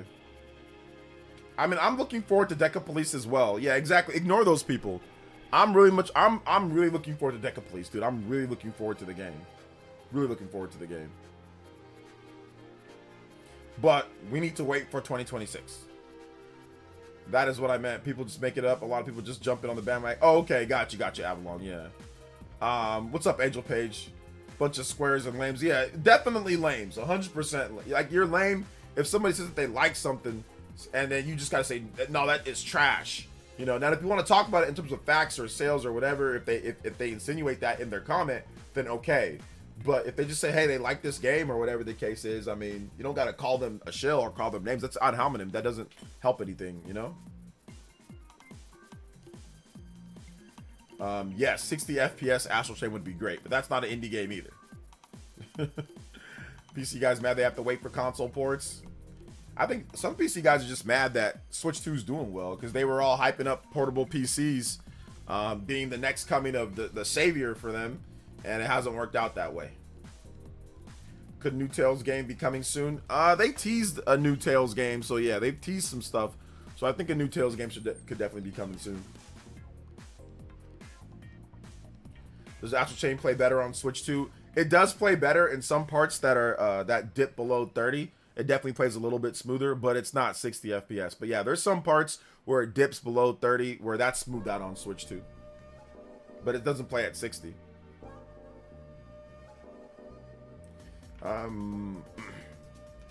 Could a new so yeah. PC guys, Nintendo's winning. Maybe light no fire update. Light no fire. I don't know what that is. Is that like an indie game? I don't know what that is. Possible Arise port would be dope. I think a possible Arise port would be dope, but obviously it's not going to be at this indie world. I'm losing hope that Astral Chain will get an upgrade. The system's been out for 2 months. Kai, it's been out for 2 months, man. It's been out for 2 months. Just give it a little bit of time, my man. Let's see here. The new game from No Man's Sky team. Oh yeah, that game. I don't know if that game's gonna be there. I think they'd probably show that game off at like PlayStation event or something like that. Let's see here. $999 PC handhelds with no optimization like Switch 2. Just get a gaming laptop, bruh. Well, I mean, just depends, right? Some people like to have that portability, but to me, PC handhelds are not worth it. They're not worth. I don't care how much power they have. They're just not worth it. For other people, yes, but for me, no. Yes, I already. It's capped at 30. It's a 30. Yes, that is true. There's no Silk Song. It was just food. It was a food poisoning dream. Well, yeah, Zach already said that there's no Silk Song, so. Exactly. I keep telling people the same thing. The system just came out. Y'all going to have to switch to for a long time. Yeah, people are just a bit impatient. Which, to be honest, people were very impatient with Switch 1 as well. People were coming to my streams and saying the same thing. Where's this? Where's that? Where's this? And like, the system been out a month, bro. Like, Switch 2's gotten way more content than Switch 1 has in the first month or two. Like, Switch 2 blows it out of the water. But people were going nuts on Switch 1. So yeah. Let's see here. You totally sold me on the cons of a Steam Deck. The save file transfer is bonkers. You know what? I don't know about that, what you're talking about. But do you mean like going from cloud, say from your PC to your portable, like your Steam Deck or something? Do you mean that, Dan Lee? Because if you mean that, then yeah, I feel you on that one. Let's see here. Persona 3 reload loaded at 30 FPS. I don't know what they are doing. Also, Atlas, what the heck are you doing with the 30 FPS Persona 3 reload? That's not a great. I'm still gonna pick it up, but that's not a great job on that port, in my opinion. That's silly. That is just silly, in my opinion. That means that they still haven't mastered, or it was a quick port. They still haven't mastered Switch 2, because there's no reason why that shouldn't be at 60 FPS as well. In my opinion, at least. But I'm still gonna play it on there. I'm still gonna play it on. Switch 2. But yeah, there's no reason why it shouldn't. If I'm not correct, I mean, you can run it at 60 on a Steam Deck. If I'm not, like, you got to change the settings, but can you get it at 60 on a Steam Deck?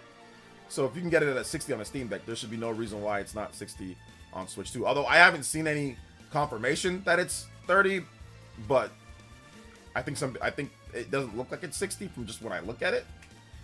So yeah. Is it 30 FPS? I heard it was 60. Yeah, I haven't heard any confirmation that it's 30. I haven't heard any confirmation. I'm looking at the game. It looks like it might be, but like I said, hypothetically speaking, if it is, then obviously it's not the best port, in my opinion, at least. Yeah, Atlas definitely needs to optimize way better. This style, their art style Persona should not be difficult to run at 60. Yeah, it should be running at 60, but once again, I don't know if that's a confirmation on that. Maybe some people are just looking at the frame rate. I don't think Atlas has said anything yet on that, so we'll wait and see on it. We'll wait and see for like the final game. I know they say showed a little bit more gameplay, but honestly, I can't tell from that. So yeah, we'll see. We will see. But I don't know if there's a confirmation on that just yet. I don't know. I think House King's just looking at what other people are saying online and just saying that here, like the whole they don't have a dev kit thing. I think you just look at what other people say online and just say that here, you know. I want F125 on the Switch. I heard it's I think the video that was made at 30. Yeah, maybe. Like I said, we'll have to wait and see once we get closer to release and all that. It's coming out October, so we'll see. Atlas hasn't said anything yet. Maybe I'll DM them, or I'll reach out to them. I'll email them and say, hey, like, can we get a confirmation on what the frame rate's going to be? Let's see. Nothing's been confirmed, but I'm basing it off the video I saw. Yeah, definitely gotta wait. We gotta wait on that one, House Gang. Wait on that one, because we don't have a confirmation on it. Because I don't know if I could tell if it was even 30 or 60 based off the video that they showed. I'm not even sure, to be honest. But like I said, we will see. We will definitely see once the game comes out. We will see. Or once we get closer to release. But it could be. You could be right, for sure. But we don't really know.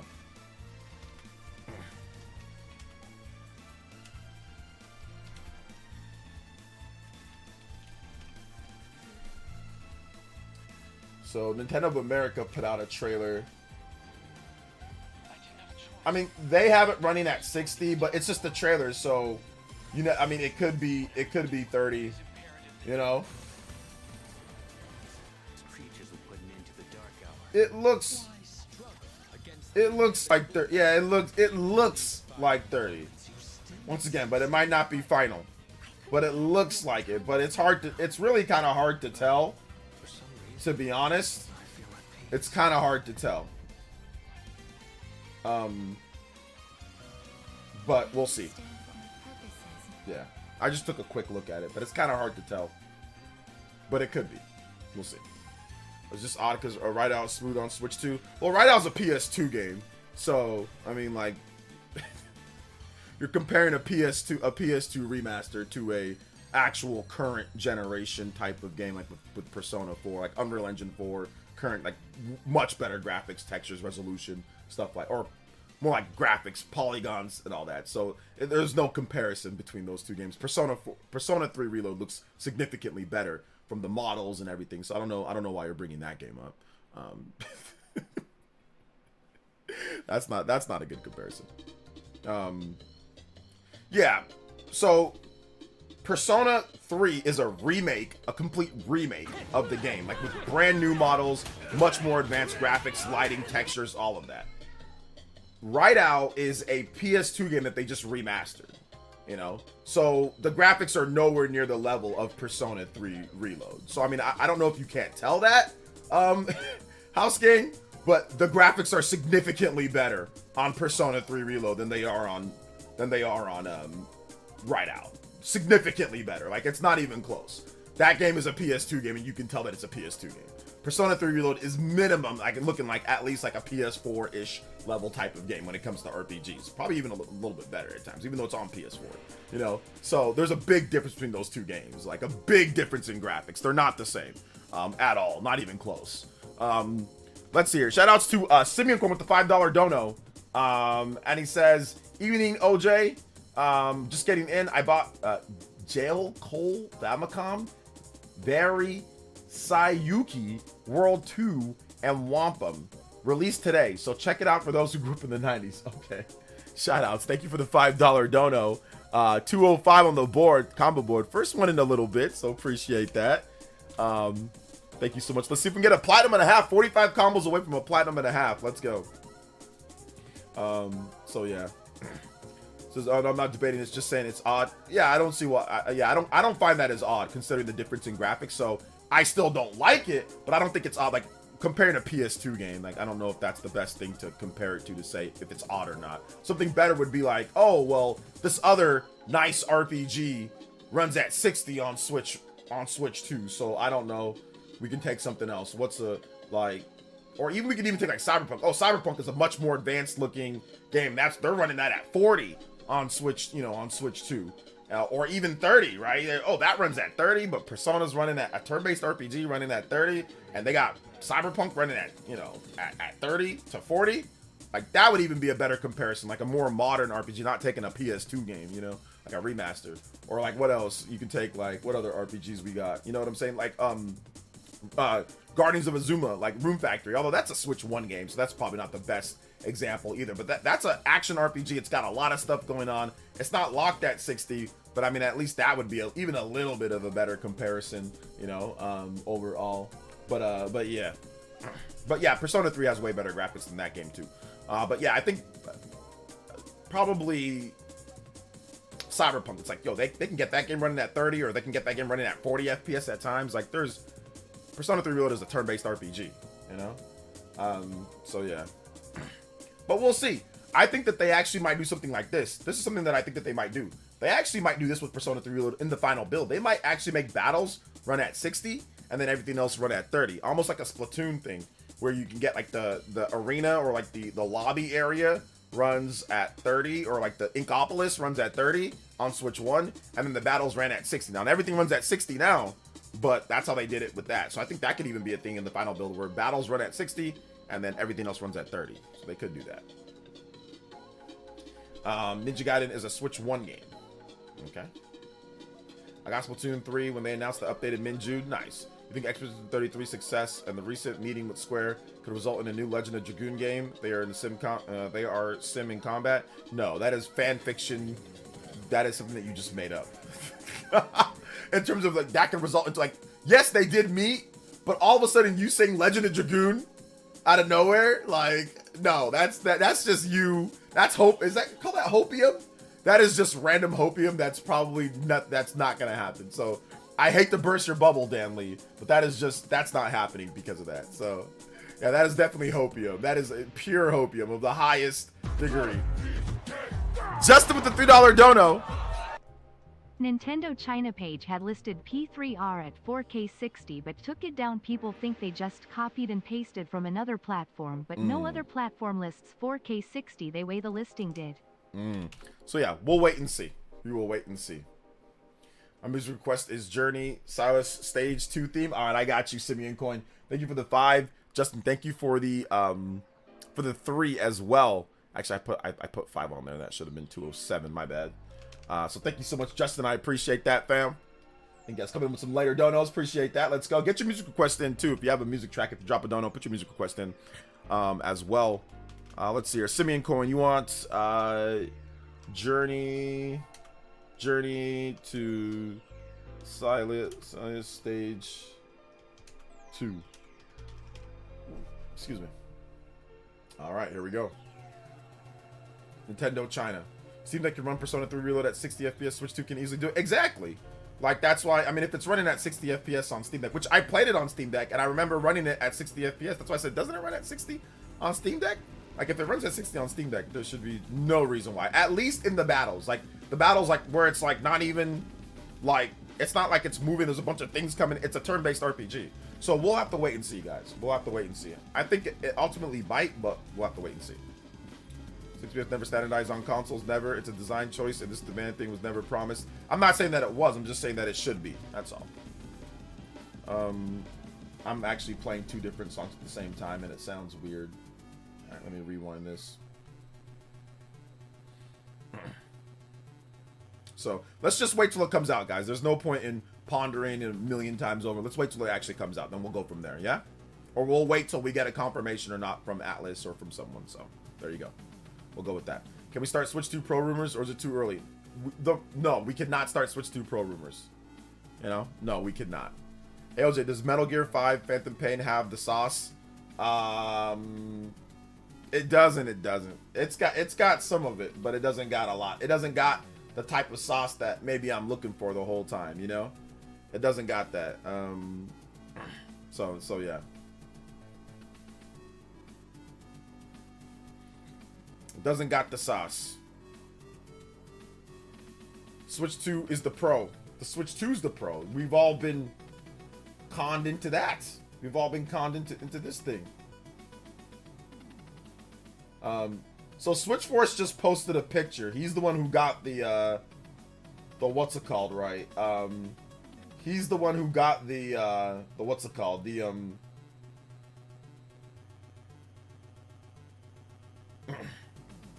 Okay, Juice Man Vaughn just put this out. Sonos confirms tariffs will increase its prices this year. Sonos confirms tariffs will increase its prices this year. This has nothing to do with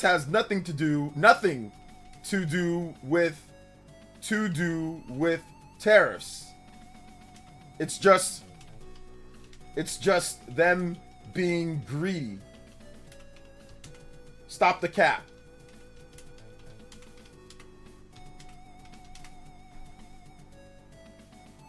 /S.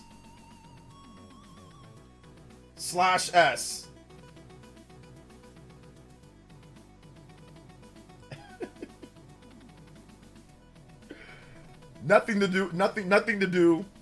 do with tariffs. This is them being greedy. Stop the cap, Sonos. Stop the cap, Sonos.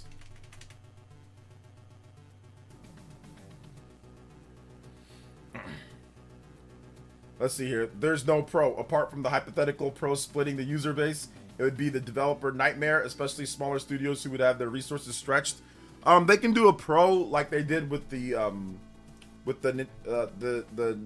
Nintendo 3DS, or like the DSi. Those were all kind of pro systems in some sense. So I think something like that could happen in the future. Do you have any predictions for wishes for the Mario 40th? Yes, I do. I would think a 2D collection would be good in Mario Galaxy. Like if they did like a new Super Mario Bros. Collection, that would be awesome. And if they did like it'd be okay. And if they did like a Mario Galaxy 2, I'd like that for the 40th anniversary. Just buy a refurb from Sonos. LOL. Save $1. There you go. These gamers need to take economics class. So yeah.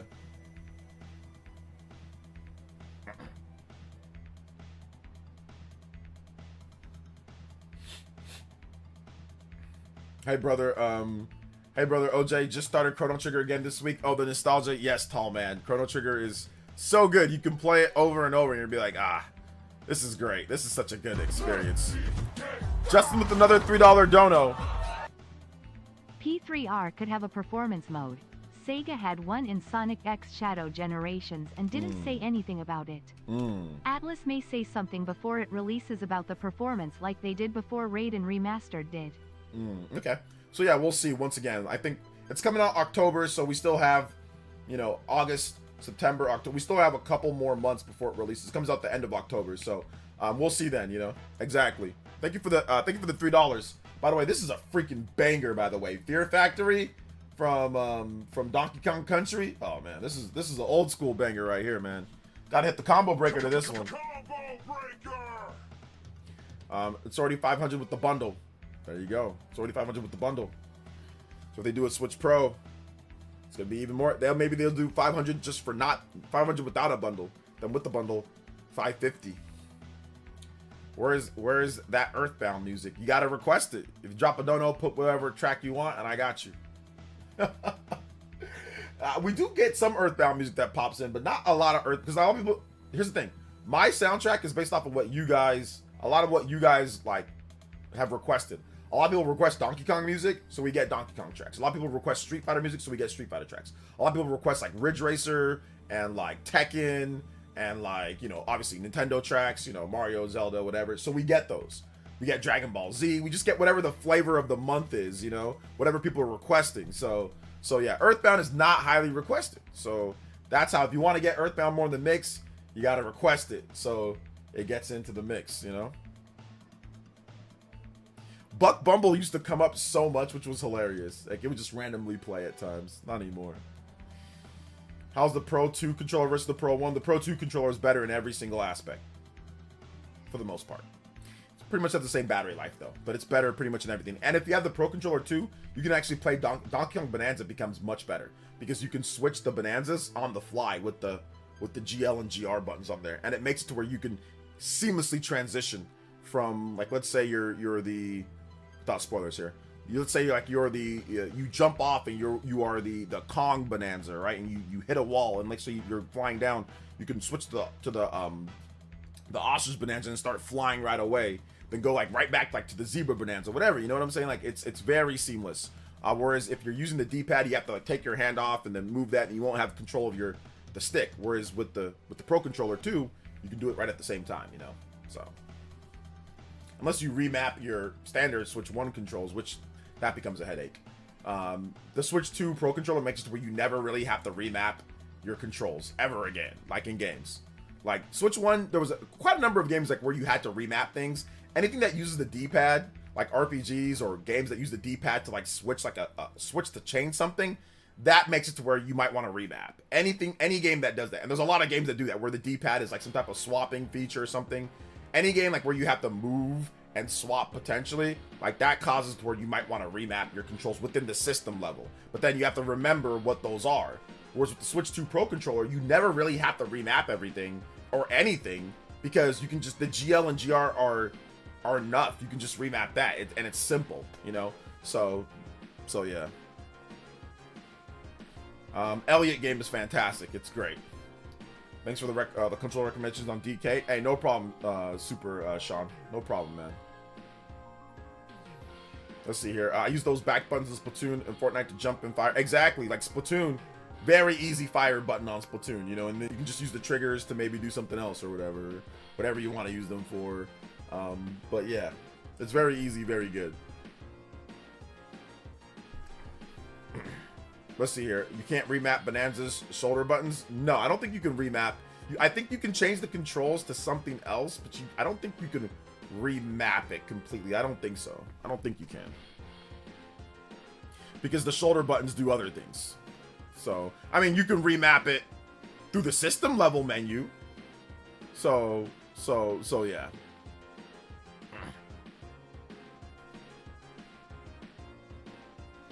Yeah, exactly. All the buttons on the shoulder, those are already taken. So you can't map the transformation, swapping transformations to the shoulder buttons, because those are already taken. So yeah. I'm remapping my debit card. It's expired. Finally, they sent me a new one. Yeah, your debit card always gets real crusty before the next one comes in, but you feel attached with that. Like that's your thing, you know. So, oh man.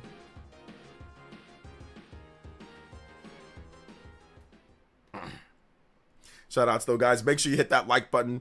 If you have not hit that like button yet, hit that like button. Also, check out my most recent video. If you have not seen my most recent video, talk about Daemon X Machina, Titanic, Scion. I had a new update on that. So yeah, new update on that as well.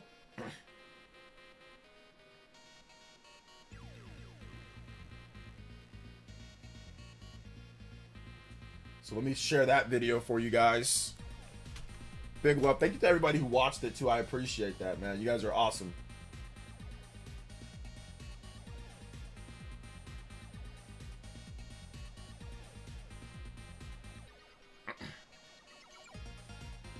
Let's see commenters again on your on your vid for about the thumbnail. What is wrong with the thumbnail? I didn't use any AI. There's no AI pictures. What is wrong with the thumbnail? I put what's wrong now? They said that Daemon X Machina is like it is like Xenoblade cross God Eater. I put Xenoblade and I put what is the problem now? Jesus Christ. That is literally what they said. And the gameplay, the mechs, it looks like Xenoblade. What is the problem? Oh, Lord have mercy. These people, these thumbnail complainers. What is the problem? Did they not say it's like Xenoblade X and they said that? That's literally one of the first things that I said in the video. What is the problem? I read it. Can you paraphrase it for me so I can laugh or so I can understand what is the issue now? What is the issue now? Goodness gracious. I didn't use any AI, even though I don't have any AI. I mean, I have an AI imager, but I don't use it. I didn't use anybody else's AI. I used an actual shot from the game and I used Xenoblade. That's what I used. That's what they said. I literally said that in the video. What's the problem now?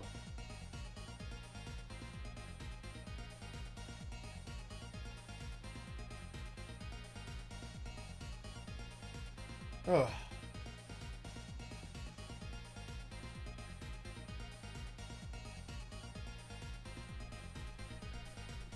I see the I read see the comments. 99 problems, but a thumbnail ain't one. I don't know. The problem is the lack of whoa and no title stated proving exactly what you were saying. Dude, I just said it's a must. The title seems to be okay. You said the thumbnail's the problem. Tears of Rubicon turned me into a mech game fan. Super excited for Daemon. Yeah, I've never played Tears of Rubicon. Oh, you mean the From Software game, that Armored Core. Okay, yeah. I don't think it's called Tears of Rubicon, but I think it's the Armored Core game, right? I'll get Daemon X Machina because it's physical. Yeah, physical. Yeah, day one, baby. Yo, Kevin with the $10 dono. Jojo. Give me any music from Earthbound. This is a man of culture. And Cyber Taurus with the JoJo. Let's go. 2 JoJos in a row. Testing that remap lol. Yeah, test it out in Bonanzas. It's good. It's good for that. Yo, shout outs, guys. 230 combos on the board. Hey, yo. Let's see here. Let's get some Earthbound music. If you want something, let me know, Cyber Taurus. I got you, brother. And I think you're definitely a Hokage as well. So shout outs to Cyber Taurus. Appreciate that with the 50 plus. Thank you, man. I appreciate that. Hokage. Cyber T sweeping the board today, it looks like. As well. Let's go. 2 more JoJo's. And we've got Earthbound. Smash. The Smash music in Earthbound is so good. I love the Smash.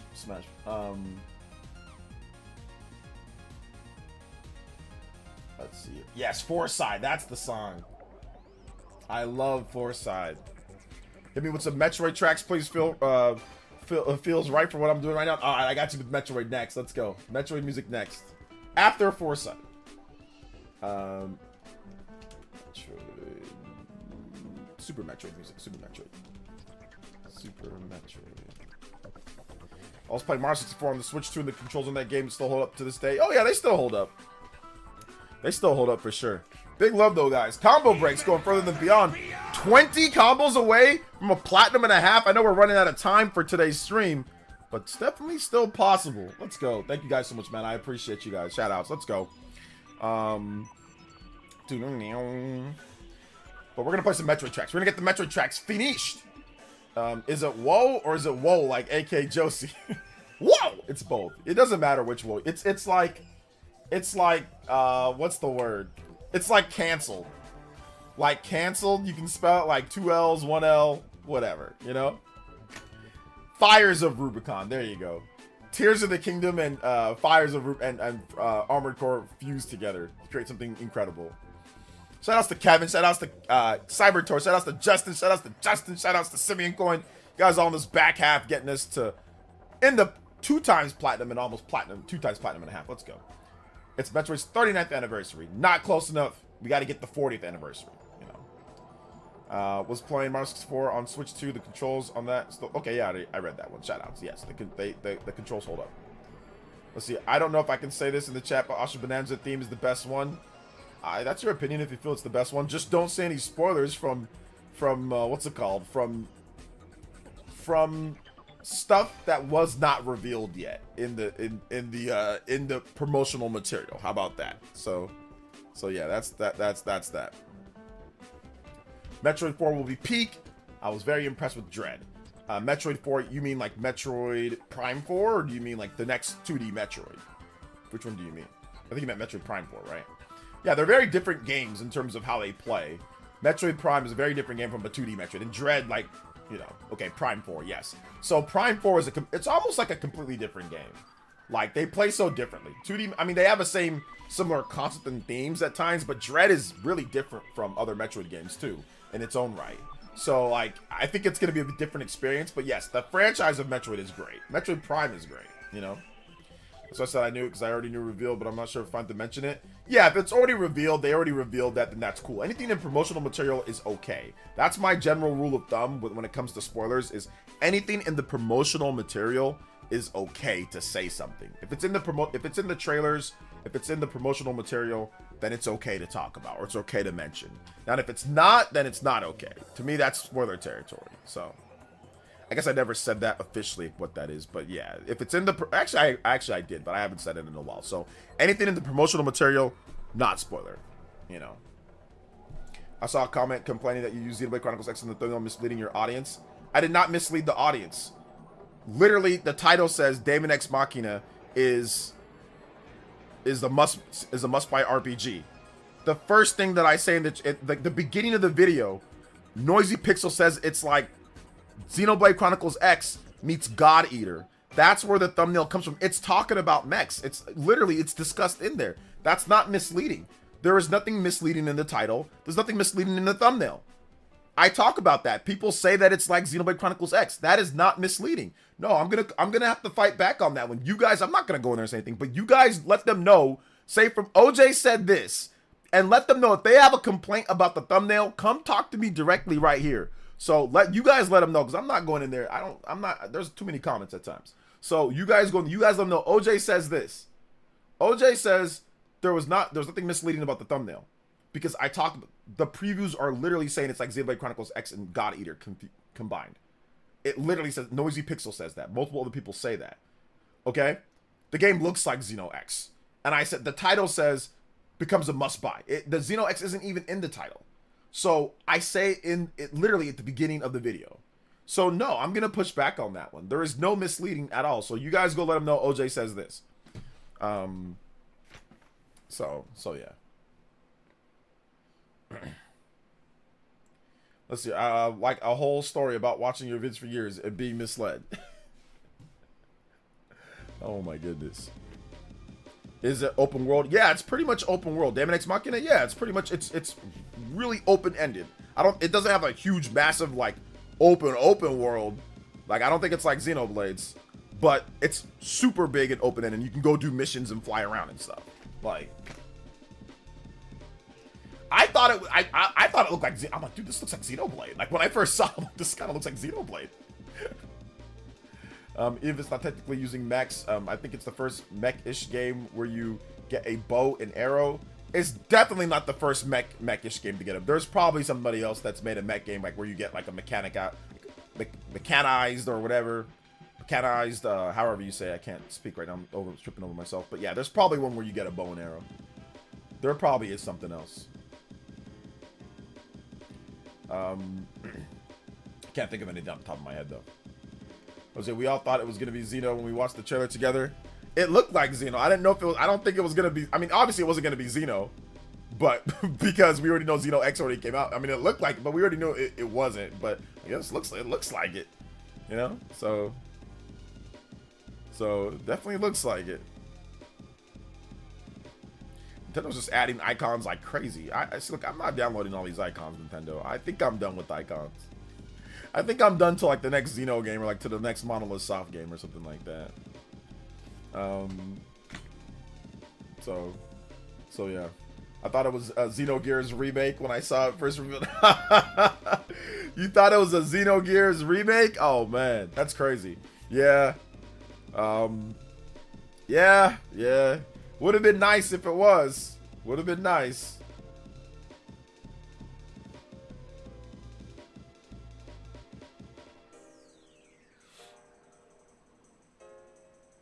I've used the same Mario, I think that, Mario Acorn icon since the launch of the first Switch. Yeah, I change it, but I change it very sparingly. Like, I had it on Tears of the Kingdom for like the last couple of years. It was Tears of the Kingdom since like Tears of the Kingdom came out. So I've had it on there for a while. Before that, I had it on Xenoblade 3 for like up until Tears of the Kingdom, I think. So then now I have it on. I had one with like Elma for a while too. Like I had it on Xenoblade Chronicles X, and then I changed it to. I don't know what I have it on right now. And to be honest, I forgot what it's at. So yeah. I always do the sassy me pose for your icon.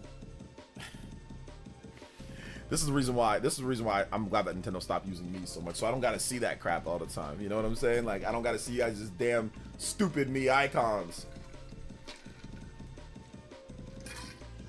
I'm happy they decided to kind of just stop doing that as much. Hold on, let me get the Metroid music going here. My bad. More testing. Metroid music. Super Metroid music. Okay, we're done with Foresight, right? Yeah, Super Metroid music. We'll get that, and then we'll finish up overall with that, with some Metroid music.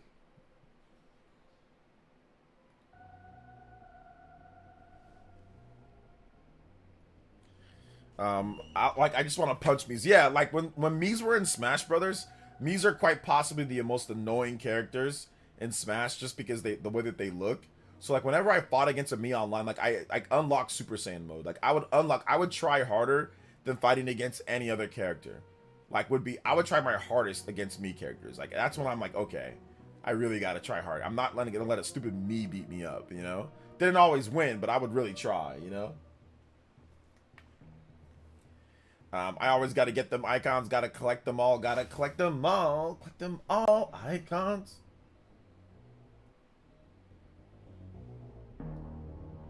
I gotta get a little bit louder on this Metroid music.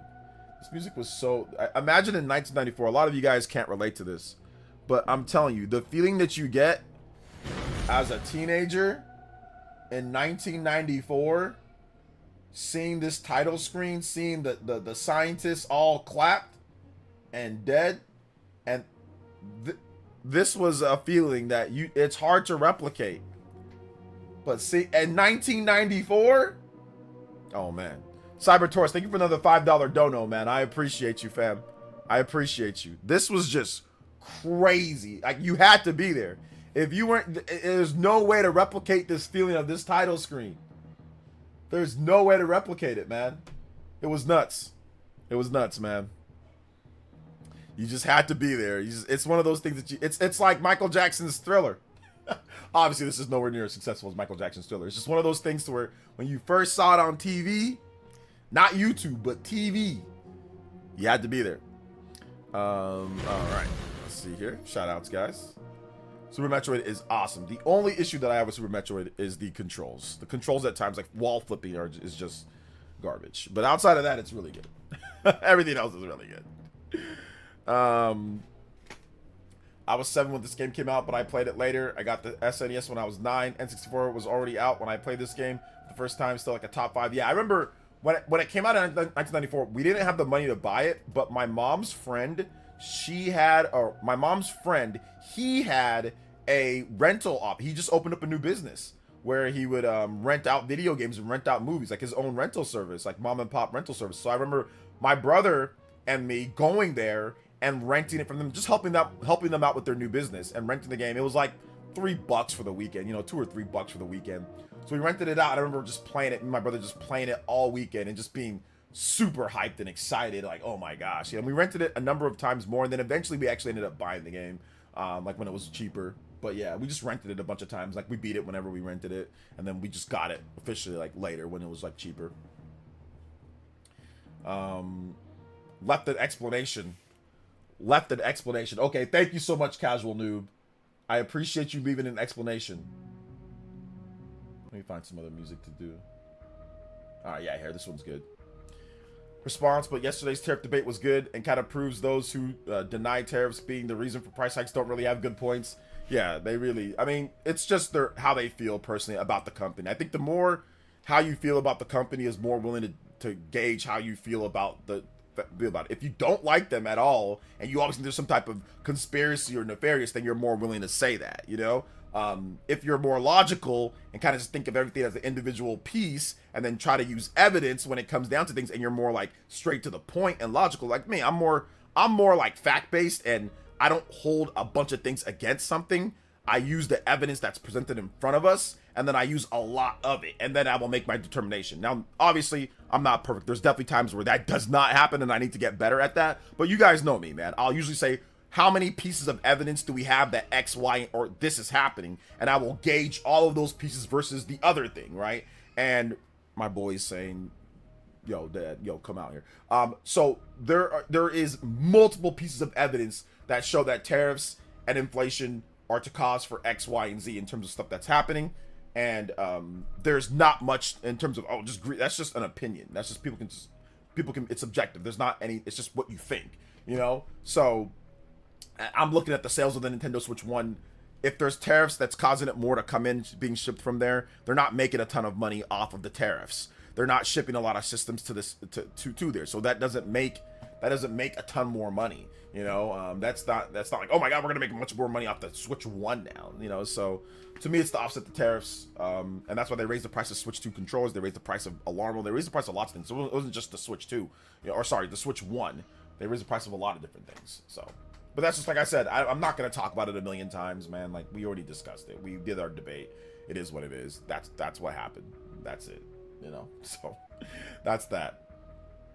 Yes, OJ, beating Super Metroid countless times. The commercial was the best. I was 8 in 1994. Nice, Simeon Coin. Yeah, man. Good times. That debater really put a good attitude too. He wasn't like the last two weirdos going around in circles just to mirror trash talk. Yeah, I mean, absolutely. He was very, Jazz was very nice about it as well. Very nice about it. So yeah, it was good. Definitely based on personal bias and feelings. Yeah. What's the biggest game you think we'll see tomorrow? Hopefully Kenna, Bridge of Spirits, but we'll see what happens, you know. We will see what happens overall with it. We will see what happens. But yeah, man. Awesome stuff. So, alright guys, we're probably going to wrap it up here. Hopefully, we got enough Super Metroid for you, Mr. Cyber Torsen. Thank you for the multiple donos today, man. You were lit. Hokage, Stream Ninja, you guys give some big love to my man. You know who it is. Cyber Torsen. And then, of course, everybody else. Justin, Kevin, all the Elite Ninjas here that came through to the stream. Seriously, all of you guys' support. This is how we keep things running, man. This is how I keep things running. This is how I can get 3+ hour streams every single day for the most part. We only take a day or two off, right, for the week. So this is how we get it done. So thank you guys so much, man. We don't have the biggest audience, but man, you guys are just awesome. Like I said, whether you're watching or whether you're, you know, you're whatever, Elite Ninja, everybody here, thank you so much, man. Seriously, you guys keep this thing going and keep it going great. So I really appreciate it. I really, really, really appreciate the support. So, all right, guys, thank you so much, man, for coming out to tonight's stream. Here's my most recent video. I talked about Daemon X Machina and how it's a must-play RPG. And if you guys haven't seen it, please check it out. I think it's really, really, really good. And I think that a lot of you guys will like the video. So thank you guys so much for watching. Thank you guys so much for being awesome. I appreciate everybody. And we will see you guys at tomorrow morning. Remember, we have an indie showcase tomorrow morning. Bright and early indie showcase. Bright and early indie showcase going down. So hopefully it's good, but it might not be, but hopefully it's good. So we will see then. All right, we will see then. So thank you guys so much for watching. Thank you guys for being awesome. Shout outs to Cybertor. Shout outs to everybody that dropped donos today. Justin, Simeon Coin. Shout outs to all the Elite Ninjas, Party Man, Dior. Appreciate all you guys. Shout outs, guys, man. Shout outs to everybody here. Krista Shriner Dog, Kevin once again, 7Dio, Chrono Rig. You guys all support a lot, man. So thank you guys so much. Zoo, J2 Blue, Massive Rican, Psycho Pie. Appreciate you guys. Benz, yo, big love. So love y'all.